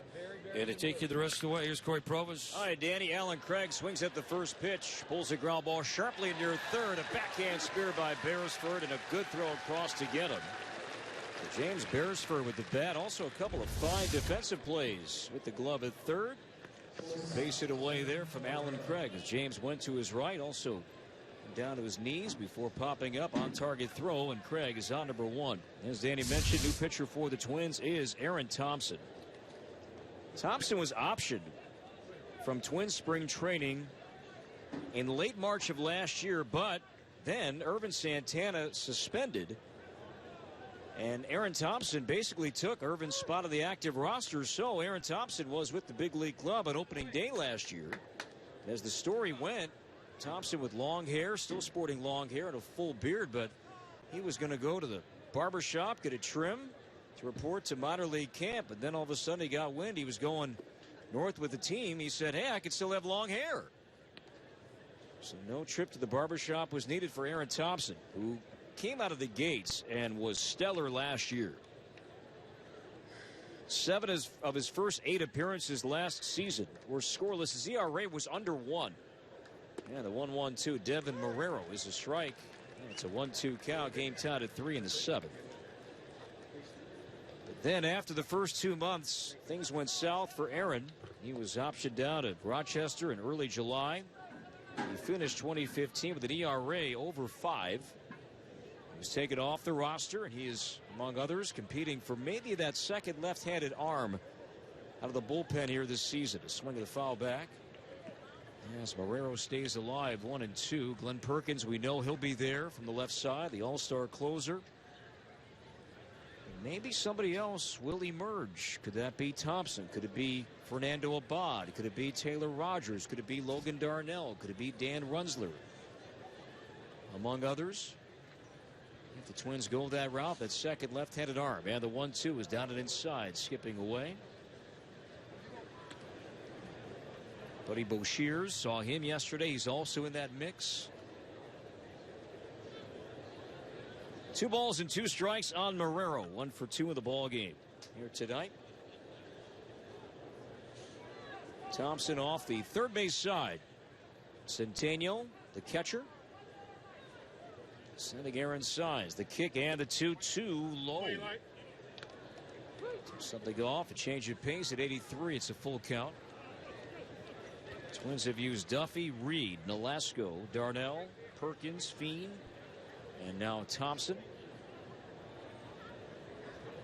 And the 3-2 pitch, a swing at a fly ball, center field playable for Joe Benson. 1 step back and now about 2 in. He makes a cap-high catch. And Marrero is on number 2. Scoring recap here tonight. The Twins struck first in the 2nd. After Miguel Sano doubled, Trevor Plouffe grounded out. Young Ho Park with an RBI single to right center. Scored Sano to make it 1-0. The Red Sox then took the lead behind a 3-run 4th.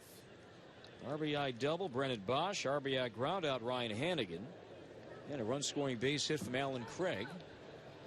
Those runs were charged to Ricky Nolasco. 3-1 Red Sox at that point. Then, a moment ago in the 6th, after a walk to Carlos Quinton, Danny Santana with a game-tying 2-run homer to the berm and left. 3-3 now in the 7th. Strike called on Ryan Lamar. 8 home runs, 18 knocked in at AAA Louisville. Reds AAA ball club last year. As time is called.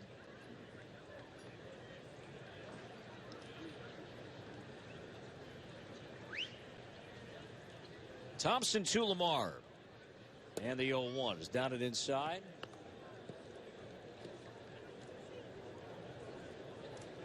Red Sox have a right-hander warming up in the bullpen. No broadcast tomorrow. We are back with you on Saturday. It'll be here at the CenturyLink Sports Complex as Lamar bounces foul into the Twins dugout.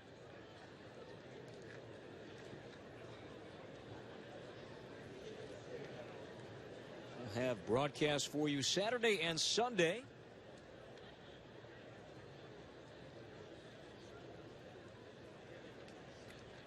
A 3-3 game in the 7th. A ball and 2 strikes on Ryan Lamar. As Thompson holds high, and the 1-2 is bounce foul again. Always good to see some friends stop by the home opener. And John Gordon, of course, on with us. Tory Hunter, Brian Dozier. It's getting late here, and for some reason, the Twins' director of team travel is still around. Mike Herman, go home. The 1-2 swing and a miss. And Lamar is gone. And the Red Sox 7th is history, and so is Mike Herman. Time to stretch in Fort Myers. Twins and Red Sox tied 3-3 on your home for Twins baseball.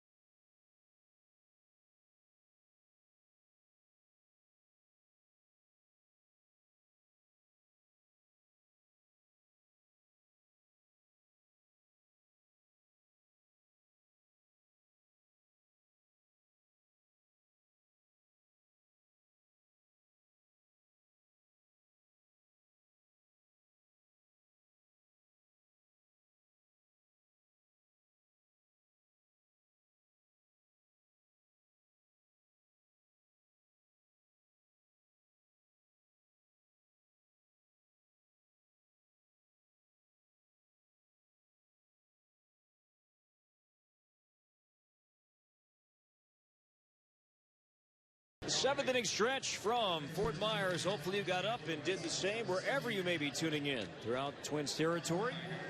And the stretch is always brought to you by Mayo Clinic Sports Medicine. From aspiring youth athletes to the pros, Mayo Clinic Sports Medicine is changing your game. Call today to make your appointment at Mayo Clinic Square in Minneapolis. New pitcher for the Red Sox, right-hander Pat Light. And the batter for the Twins is Joe Benson. 6'1", 205, back in camp with the Twins. Joe now 28 years old. Was in camp with the Braves last year at a good camp too. Was among their last cuts as he laces one foul back behind the plate. 97, that offering from Pat Light. Velocity from the right-hander. Benson was among the last cuts with the Braves. He then went down to AAA Gwinnett. Hit 246, 8 doubles. He finished 2015, though, in the Mets organization. He was in Binghamton. Also had a quick stint with Gary Gaetti and the Sugarland Skeeters. In Indy ball last year. Sure, there was just a short time, and then they sold his contract. And the 1-1, a one-hopper to short on the charge. This is gloved by Marrero, and his throw is low, juggled, but held onto by Alan Craig. Benson is on number 1. Game tied 3-3 here in the 7th. When Joe Benson was with the Twins then in the minor leagues, you heard a lot about him and his talent and skills that he had. Fought himself a little bit, but great kid to be around. I think he is finally, sometimes you figure it out a little bit later, and hopefully This kid here can still have a good chance with the Twins organization. So many injuries, Danny. Yes. Just some bad luck has really held Benson back at times. There's Aker Meneses, his first plate appearance. He came in a pinch run for Dozier after Dozier's double back in the 5th inning. In the 7th, one out, bases empty. Chops one again to short. This time Marrero bobbles it, picks it up, throws late. A 2-hopper to the left of the shortstop, Marrero. He juggled that one. Recovered, but his throw was not in time, and Meneses is going to reach after the error on the shortstop, Devin Marrero. So the go-ahead run is on, and that'll bring up Ryan Sweeney, veteran, 31 years old. Non-roster invitee here into camp.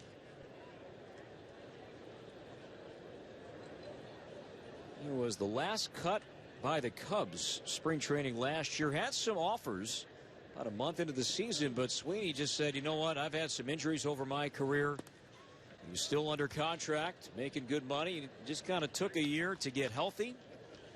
And so now Sweeney finds himself in camp with the Twins, trying to win a job as he takes ball one. Sweeney now 31 years old. Batting from the left side. Meneses is at first base, one out, and the 1-0 pitch. And that one misses the outside edge at 95, ball two. Kind of a chance encounter that brought Sweeney to the Twins. This dates back to the winter meetings. In December, Terry Ryan was waiting in the airport in Nashville during a security line, and he ran into Sweeney's agent. And those two got to talking about Ryan. And sure enough, an opportunity came Ryan's way not long after that kind of odd chance encounter back in December. Well, Sweeney has some tools. Left-handed guy off the bench, can kind of pretty good defensive outfielder.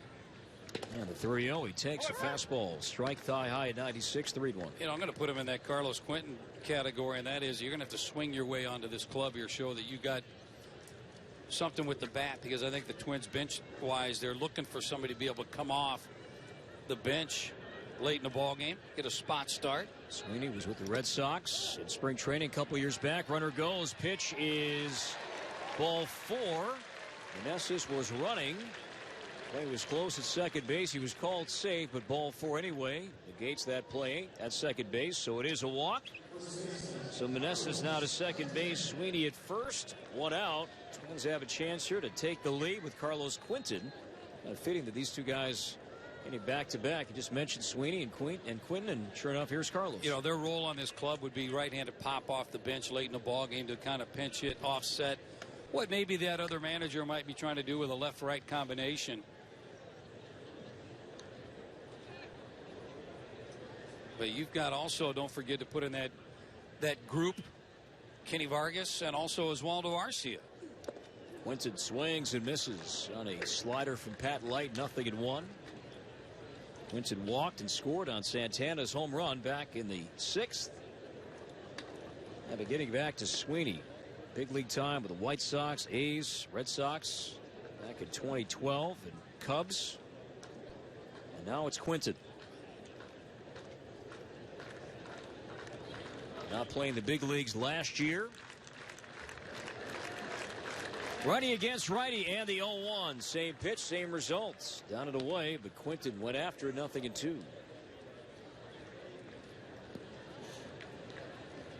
We have fireworks here tonight after the game.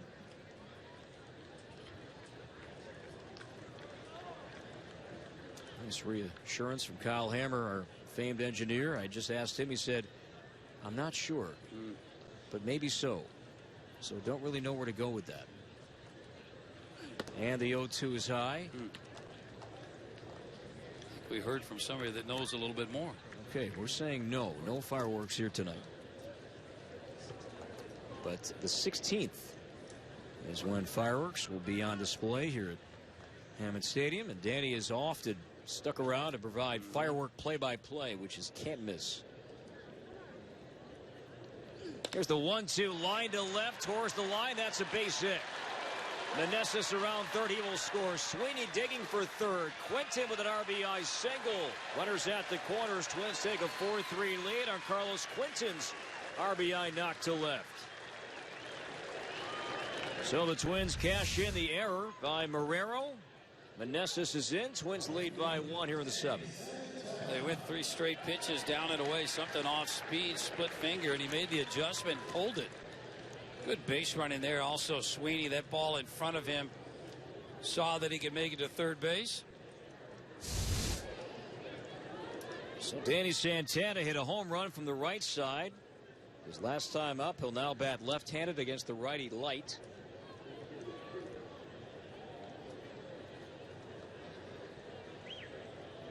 Infield is back. 1 out. Double play depth. Sweeney at third. Quinton at first. In the 7th. From the stretch. And the pitch. A swing and a drive. Left center in the alley. Playable. To his left. Castillo. The new left fielder makes the catch. A run will score. It's not Castillo in left anymore. But tagging and scoring is Sweeney. Sac fly RBI. Santana.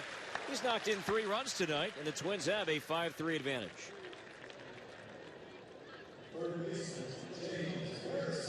And we missed on a few changes for the Red Sox defensively. We'll try to get that new left fielder for you here soon. If not, stick around for the postgame show.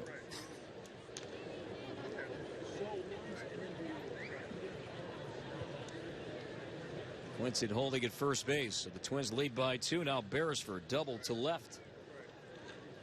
In the 6th inning, Beresford's back in camp. A minor league free agent that is still around. And Beresford, the plan is to really kind of bounce him around position-wise a bit more this year than what he's done in the past. Playing some third base again tonight. He might see some time at third in the minor leagues. Not ruling out short or second for that matter. And the 1-0 is outside. But Beresford is an example of somebody that's blocked by a player the Twins hope to have for many years to come. That's at second base. And Brian Dozier, we hope, is not going anywhere anytime soon. And Beresford, despite decent numbers, he's just blocked by the big league player.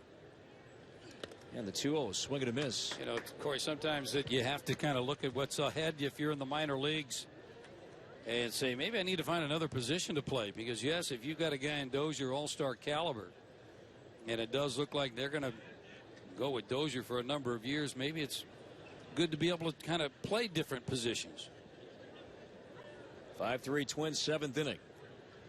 And the 2-1 missed outside. Off speed that time from Light. 3-1. Twins have a lefty up in the bullpen.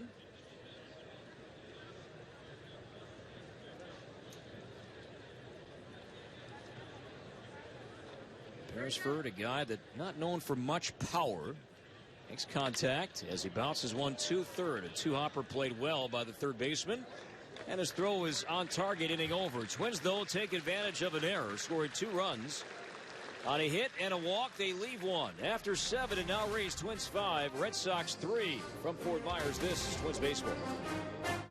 Schlag door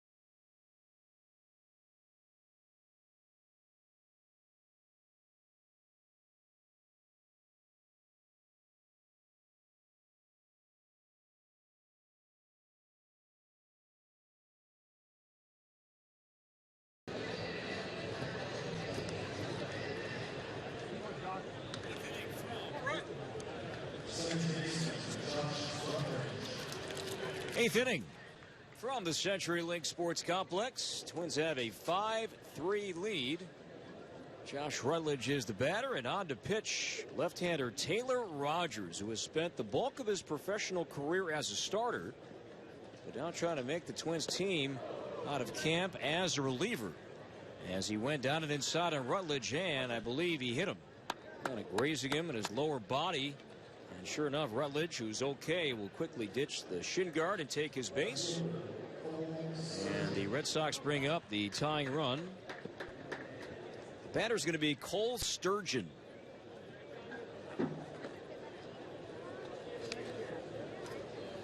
So Rutledge at first, and now Sturgeon, the left fielder, is batting as Rogers misses outside, ball one. Tell you a bit about Taylor. 6'3", 170, tall, lanky, 25 years old.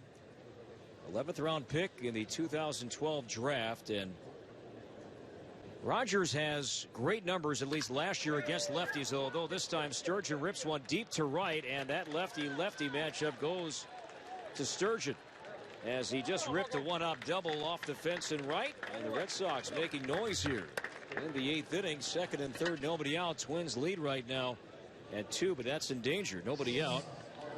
And this will bring up the shortstop. This is Marco Hernandez. But Rogers last year at AAA held lefties to a 177 average, and his name came up in conversation mid-season last year about the potential of maybe a guy to keep an eye on if you need a lefty-lefty specialist. So his name was discussed internally. Facing Hernandez, who does bat left-handed here, as Rogers misses inside, ball one. Now the Twins are keeping tabs on Rogers' velocity as a reliever. As a starter was about 90-91 with a curve. Needs to improve his changeup, but that velocity with his fastball might increase a bit as he's trying to impress and can maximize his pitches a bit more out of the bullpen. Spun a breaking ball there. It's a 1-1 count. 5-3 Twins, eighth inning.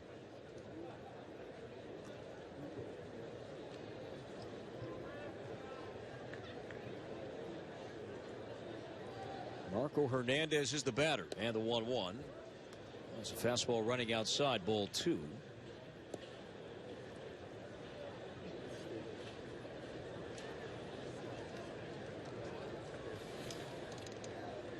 Rogers was added to the 40-man roster this offseason. The Twins added 7 guys to their 40-man, and that's high. It's rather unusual, that many guys in 1 year. As the 2-1 misses outside, ball three. The bulk of those 7 too were pitchers. I think 6 of the 7 that were added to the 40-man were pitchers. The one position player, Adam Brett Walker. Chagua and Londa, Randy Rosario, Pat Dean, Rogers, Mason Melitakis. Pitchers added to the 40-man this offseason. The 3-1, driven in the air, right center, in the alley, in trouble. That ball is back, and that ball is going to one-hop off the wall as well. 1 run scores. Heading home from second base is Sturgeon. He's in safely. Ball pops away from the catcher. And now Centennial picks it up as no play at third. And the Red Sox have tied the game at 5. No chance for Joe Benson. That was a bullet and a rocket deep out to right center. So Marco Hernandez with a 2-run double will take third on the throw home. And it's a 5-5 game here in the 8th inning. Still nobody out.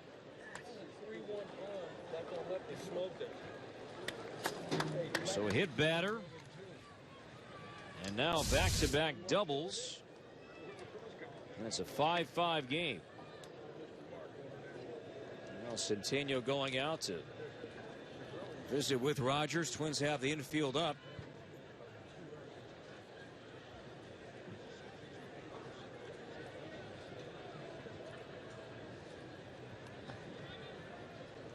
Raniel Rosario is the batter for the Red Sox. He's an outfielder brought over for this game here tonight. He looks at a strike called. So 5-5 here in the 8th.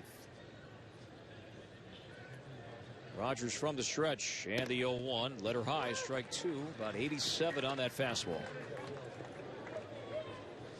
Corey, you're talking about all the guys, 6 pitchers added to that 40-man roster.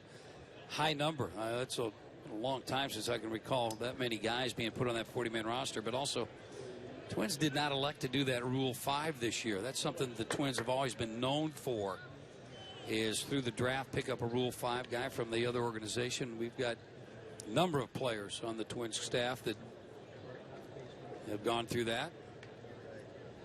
J.R. Graham, Ryan Presley, both in camp, former Rule 5 selections. And the 1-1. Ground ball right side, base hit right field, pass to diving Quinton. Red Sox lead 6-5. Scoring change. They're going to charge an error to the catcher Centeno. It allowed Hernandez to take third base. So Centeno charged with an error. Still, Hernandez scores on the RBI single from Rosario. The Red Sox have scored 3 in the 8th, have a 1-run lead, still nobody out. Twins bullpen is quiet.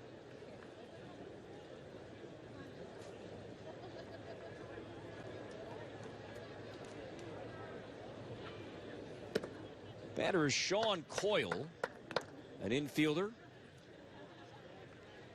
as Rogers misses low ball 1. Well, the Twins might have an arm getting loose in the bullpen. See somebody standing up out there. And the 1-0 is down low again, ball 2.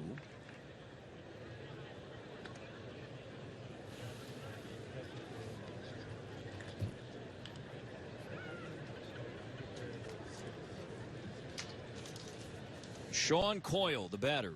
Rosario at first base. 6-5 Red Sox in the 8th. And the 2-0. He's down and inside, ball 3. It's Alex Meyer. And loose now in the Twins bullpen. On the pitching sheet today, Rogers behind 3-0, and here it comes, and that's a 4-pitch walk.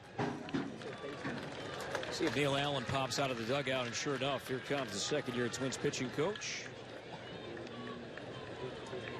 So Coyle at first base. And Rosario takes second. Still nobody out. Red Sox by 1. One thing new here, Corey, and that is pitching coach has 30 seconds to come out onto the field. They do have a clock out here, and left center field, so you're going to probably see these coaches, managers now when they come out there kind of sprint out there a little bit more. The home plate umpire right now coming up trying to break it up. So that's also part of the speed up part of the ballgame. I was wondering who was going to monitor that time, and as we're learning, it's going to be a clock. It's not just an umpire with a stopwatch. There is the clock that you see now in the outfield for the relief pitchers to monitor when they come into the ball games. And with about 8 seconds to go on the clock, home plate umpire Marvin Hudson made his way out towards the pitcher's mound just to begin that first walk to let the team know, the Twins in this case, to finish up. Dan Butler is the batter, the catcher. And he's behind a strike. 2 on, nobody out. The 0-1. And that one nearly hit him down and inside. Off speed from Taylor that time. It's a 1-1 count.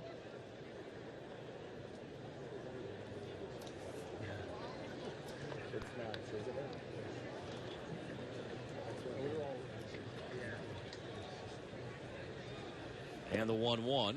There's a changeup missing outside, ball 2. Rogers pitched collegiately at Kentucky. Twins have been known to go that route. Some drafts recent years to draft Kentucky players, and the 2-1 high, ball 3.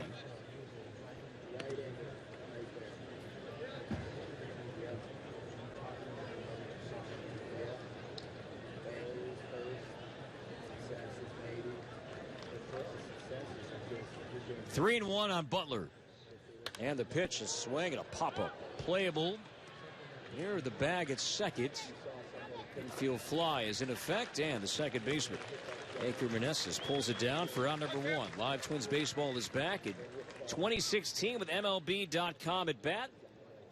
On your smartphone or tablet. Stay connected with the Twins all season wherever you are with live radio broadcasts, stats, breaking news, and more. Download MLB.com at bat, the #1 app for live baseball. 6-5 Boston, 8th inning, 2 on, 1 out. Sam Travis. Saw him play yesterday as the batter. And Travis takes a curveball for a strike. That curveball that Rogers features a couple years ago, it was more of a slurve, but better command with that breaking ball, a more true curveball that Taylor was able to work on quite a bit last season. And the 0-1, same pitch, same result. Strike 2 called, 0-2.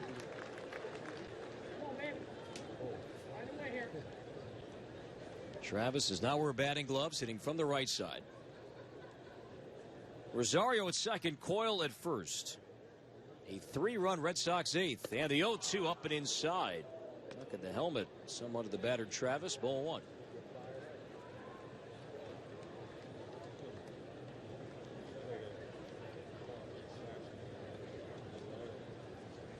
Tyler Duffy started tonight, inning in a third, scoreless, a hit, a walk, and a strikeout.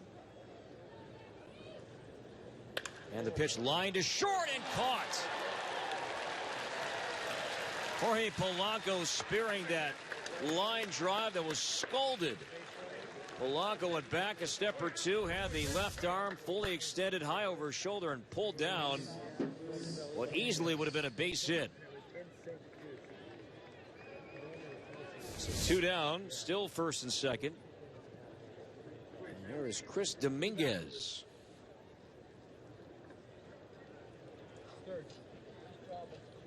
Dominguez hitting right-handed. 2 on, and the pitch is strike 1.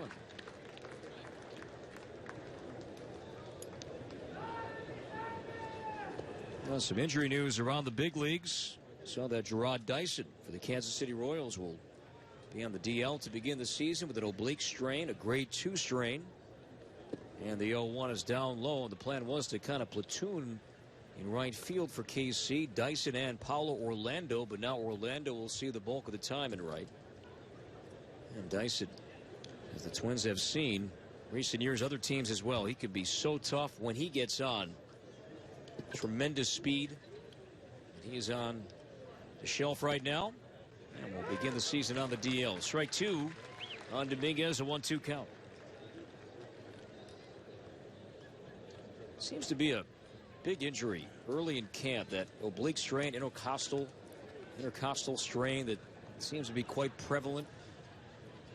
Yeah, and usually you don't see that till usually mid-season. 2 is inside, 2-2. Well, you talk about Dyson, he's a guy that thought maybe he had an opportunity to play every day if Gordon did not re-sign back with the Kansas City Royals. But boy, we've seen him. He's a game changer, especially late in the ball game. How he can get on base and just steal some bases. 2 balls and 2 strikes on Dominguez in the 8th. Swing and a miss. He got him on a curveball. So Rogers faces 8 batters, and the Red Sox cash in, scoring 3 runs. On 3 hits, an error, they lead 2. Head of the home 8th, Twins need to rally. They now trail by. Big Auto Show savings are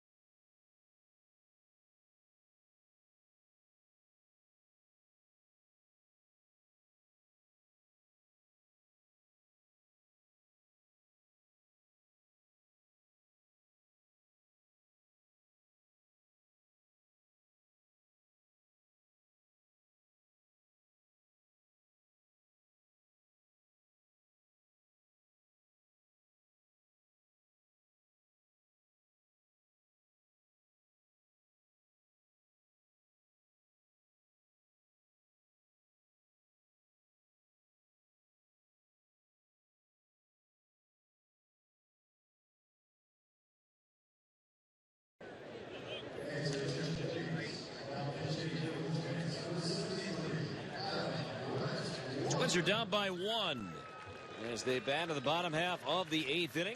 6-5 Boston. New pitcher for the Red Sox, right-hander William Cuevas. 8-5 last year. Adam Brett Walker batting in the DH spot for Byung-Ho Park. Byung-Ho 3 at bats tonight. 1 for 3 with an RBI single in the second. And now Walker had the 0-1. Swing and a miss. No balls and 2 strikes. Walker, tremendous power. Strikeouts, alarming. And you assess his resume so far, but you can't ignore the power. As we mentioned, he was added to the 40-man roster this winter. 6'5", 225 pounds from Milwaukee. And the 0-2 breaking pitch is low, ball 1. The strikeout should kind of go down a little bit once he learns to maybe be able to hit that breaking ball, to be able to look for something off speed, because I think he can, no question, turn a good fastball around. Swing and a miss on a breaking ball. Almost down to a knee on that cut. So Walker strikes out. Just last year alone, Adam Brett, 31 home runs, knocked in 106, but 195 strikeouts and 502 at bats. So he is retired. It's Rob Deerish numbers and Mark Reynolds numbers.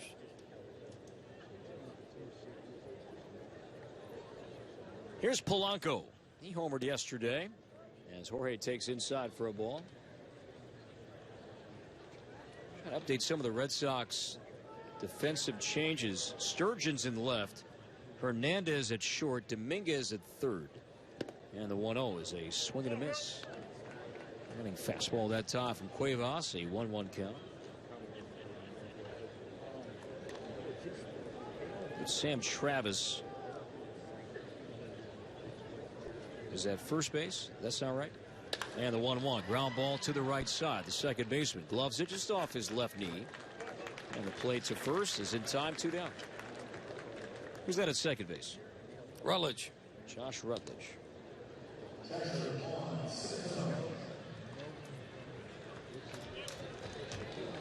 Here's Juan Centeno. Non-roster invitee. Catcher.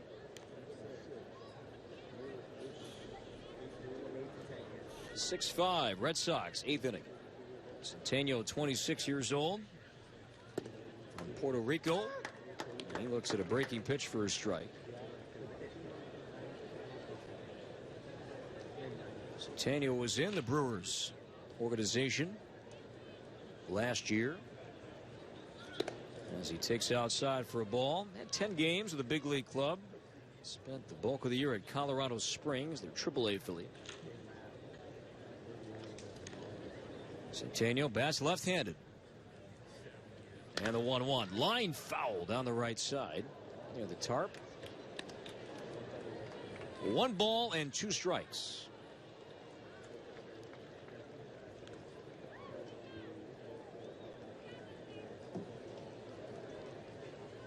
Joe Benson would bat if Centeno can't extend this 8th inning.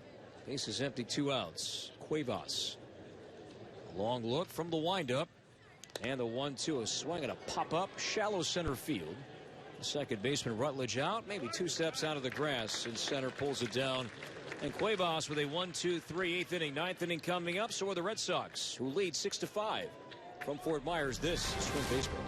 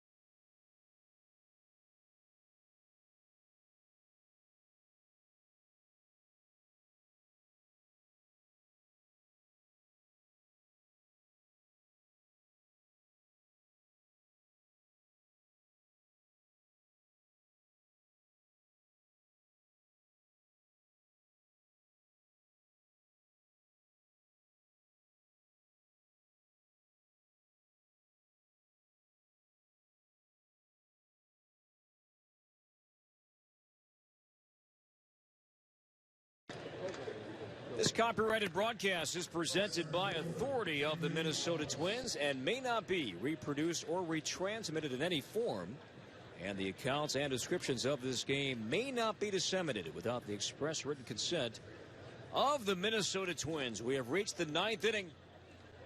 Red Sox 6, Twins 5. Twins make a pitching change as we are looking forward to seeing the Grapefruit League debut of J.T. Chargois. And the first pitch is bounced foul to the right side. Chargois, like Reed, like Birdie, another power arm the Twins have. JT, 6'3", 200 pounds from Louisiana, makes his home in Texas. Second round pick back in 2012. He was teammates with Tyler Duffey. In fact, both were closers at Rice University. Unlike Duffey, Chargois also played some first base. And the 0-1. 95 of the radar gun, and that fastball misses down low, ball 1. Chargois was added to the 40-man.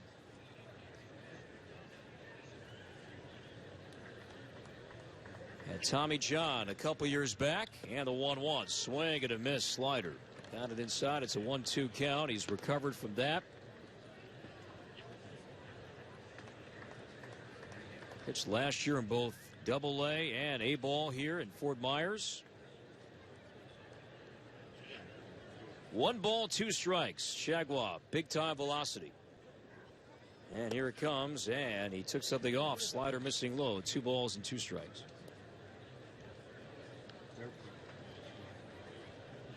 Look at his numbers there. He missed a couple of years with that injury, but also 25 years of age, so they're going to keep an eye on him right now.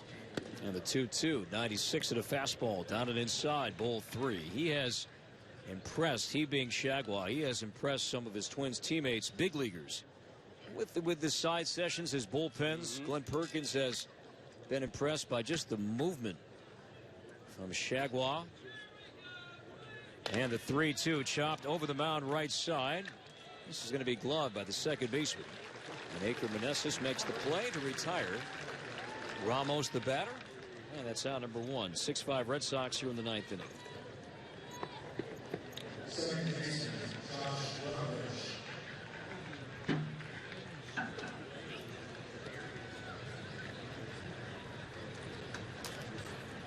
As we mentioned, Duffey was a closer. Chargois was a closer. But the Twins, when they drafted Duffey, they had visions of him being a starter.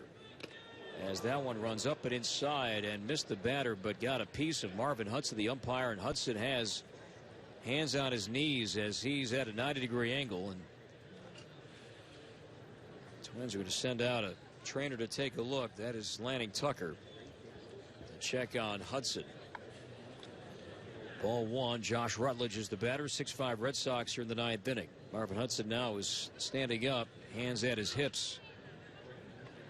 Well, you talk about the velocity with Chargois out there, and I think that one just got away from the catcher. Might have crossed him up a little bit, but sure if he even got glove on it. But Lanning's checking the jaw. He's got both hands almost on the sides of Marvin Hudson's face. So we see Marvin kind of moving his mouth around, his jaw up and down, side to side.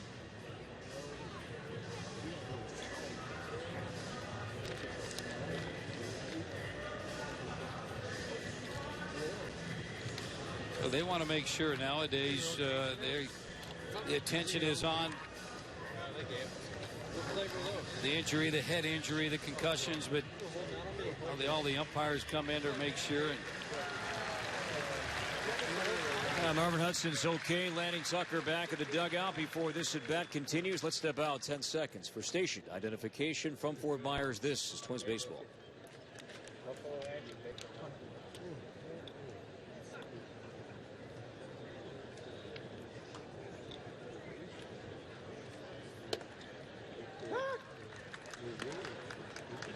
Action resumes, and a fastball from Chargois runs down and inside, but catches the corner for a strike. It's a 1-1 count to Josh Rutledge. 6-5 Red Sox, 9th inning.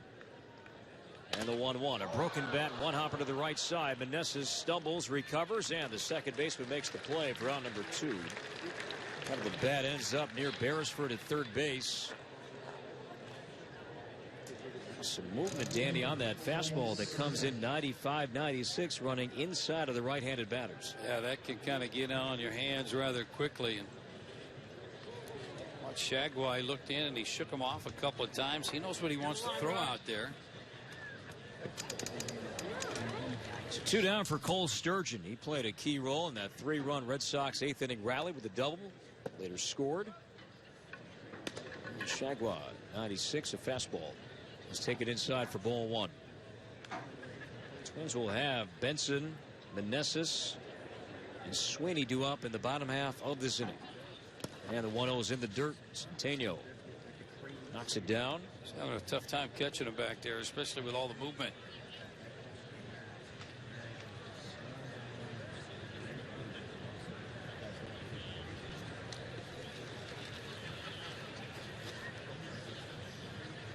Two balls and no strikes. Shagway off the first base side and the 2-0. Bouncy ball near the mound. This one's going to get to the second baseman, Meneses. And Shagway.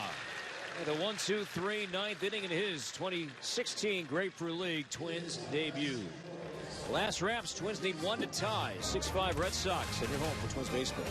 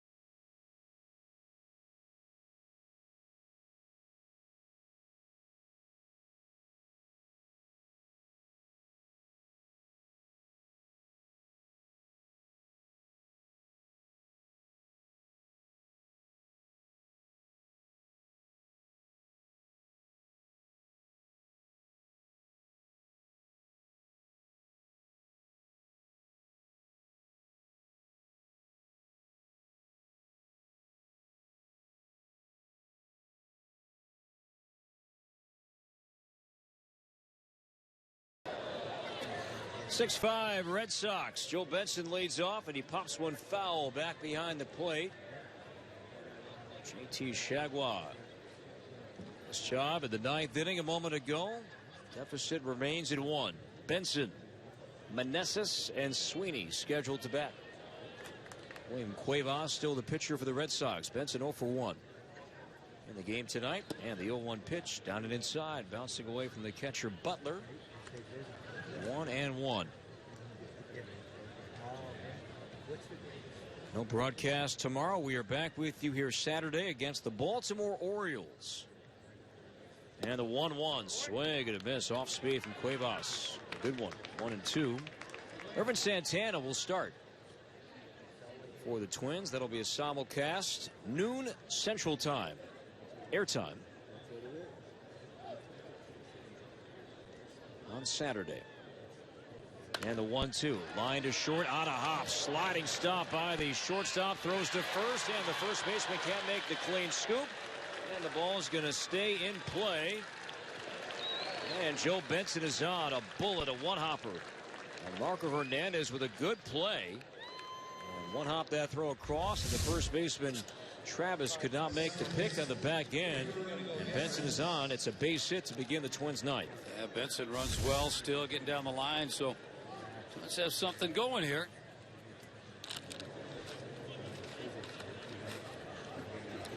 Joe Benson, you look at him and he's just a strong, young man. I don't want to call him a kid anymore, but no. A guy that had a chance to play football at Purdue, would have been a fullback if he went that route. Instead, it's a baseball professionally. So he's at first, the tying run. Winning run is batting in Meneses. Benson leads in the 9th inning. He does not go, and the pitch is bunted up the first base line. The pitcher Cuevas fields under and tossed to first in time for the out. And the sacrifice goes 1-3 to second. Benson, so Meneses gets the job done, moving the runner into scoring position. Now it's up to Ryan Sweeney.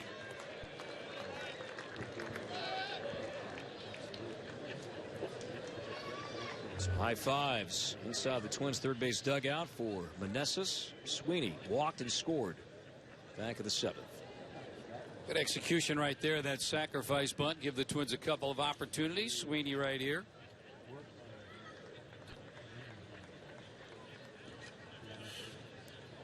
Red Sox by 1. Twins threatening in the 9th. With 1 out. Cuevas. And the pitch went off speed. Missed outside. Ball 1. Carlos Quinton on deck. Now, usually the rule of thumb is on at home. Hey, you go for the tie. Sacrifice bunt usually on the road. Late, you kind of go for the win. But also don't forget the signs. Making sure that all the players understand the signs. Gene Glenn flashing down at third base. 1 ball, no strikes on Sweeney with 1 out. And the pitch is low and away at 87, 2-0.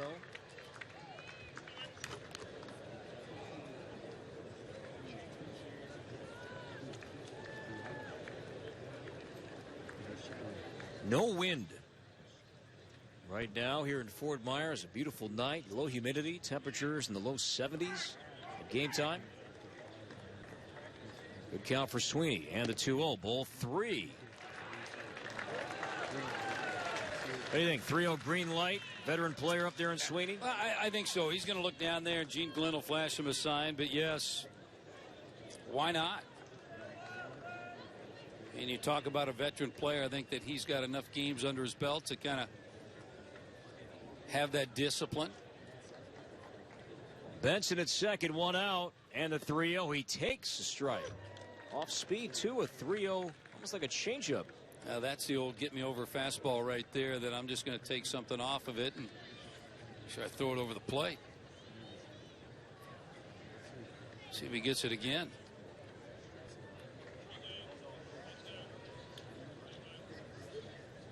Cuevas, a glance towards second, comes home. The 3-1, and he missed outside. Went with the same pitch. That one missed. Sweeney draws the walk. First and second still 1 away, and now it's Carlos Quinton, but Sweeney's going to be lifted from the game for a pinch runner, Darren Mastriani. He's going to run for Sweeney. And that is the winning run at first base, the tying run at second at Benson. Quinton, 2 appearances at the plate tonight, a walk, a single, and a run scored.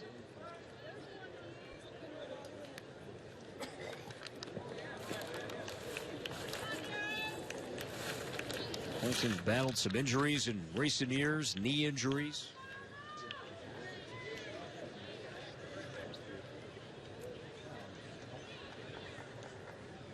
Two on, 1 out. 6-5 Red Sox, 9th inning. Cuevas from the stretch, and the pitch way outside. Nice save by the catcher Butler. Ball 1. Danny mentioned the numbers for Quinton earlier in his career. There was 1 year he was in the top 5 in MVP voting, and that was back in 2008 with the White Sox. 36 home runs that year. Finished 5th in the MVP voting that year. Ball and no strikes. The veteran Quinton, and he just got hit. A breaking ball that really never broke, and now that loads him up. Tying run 90 feet away, winning run at second base, 1 out, and Danny Santana will try to end it. But first, a visit to the mound, and the pitching coach for the Red Sox, good friend of yours and a guy that Twins fans know, and a teammate of yours, Carl Willis. Great to see him back in the big leagues as he joined the Red Sox last season. He was the AAA pitching coach for the Indians beginning the year, and then got a chance with the Red Sox. Prior to that with Eric Wedge in Seattle.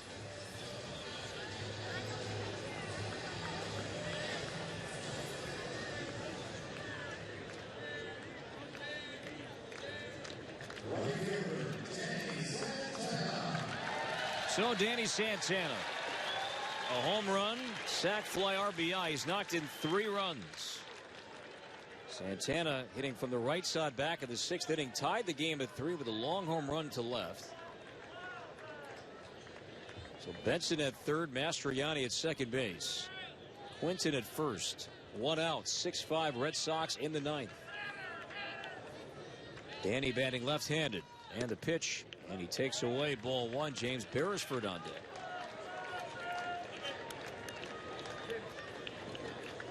Tyler Duffy started tonight for the Twins. That pitch count got high. Did not get through 2.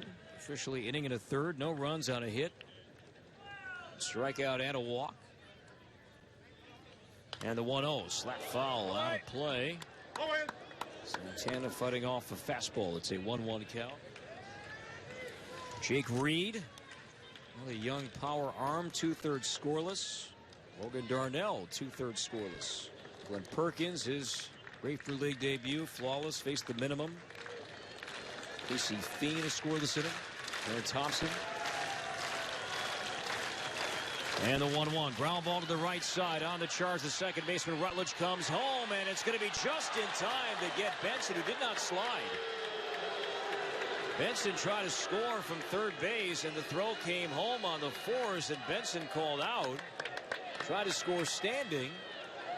So the Red Sox come home with the throw. And Benson is out number 2. A fielder's choice for Santana. 2 down. Base is still loaded. It almost looked like Benson took a look at the second baseman, thought he was going to try to apply the tag to the base runner Quinton going from first to second. And it was out by that much. So now it's Mastriani at third base. And Twins are going to bring in a pinch runner for Quinton at second base. It's going to be Angel Vielma. That's the way we're going. We have confirmation. And we thank Carlos Font, the new addition to the Twins PR staff. Angel Vielma. It's going by something different last night, I know, right? every day. Okay. But Angel Vielma. We'll stay on it. Is what we're going with. So Vielma, he's at second. James Beresford, the batter. Strike called. Twins are down to their last out, down by 1. A base hit could win it.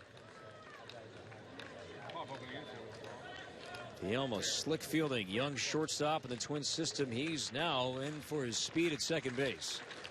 Mastriani, the tying run at third. Santana's at first, time called at home plate. 0-1 on Beresford.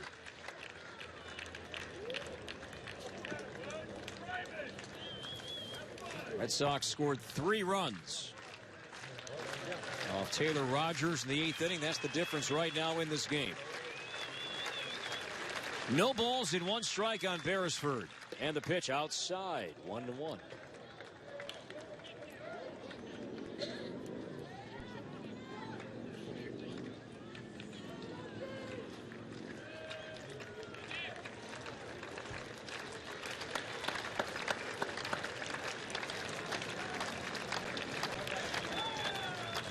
Cuevas off the third base side, brings the ball to his belt. Comes home, and the 1-1. Ball too high. Fastball up and away. Offensively for the Twins tonight, Brian Dozier, his debut. 3 for 3, 2 doubles, a single.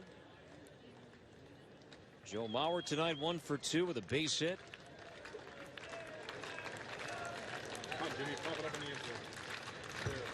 Bases loaded, 2 outs. Twins down by 1. And the 2-1. Ball 3. Running fastball down and away.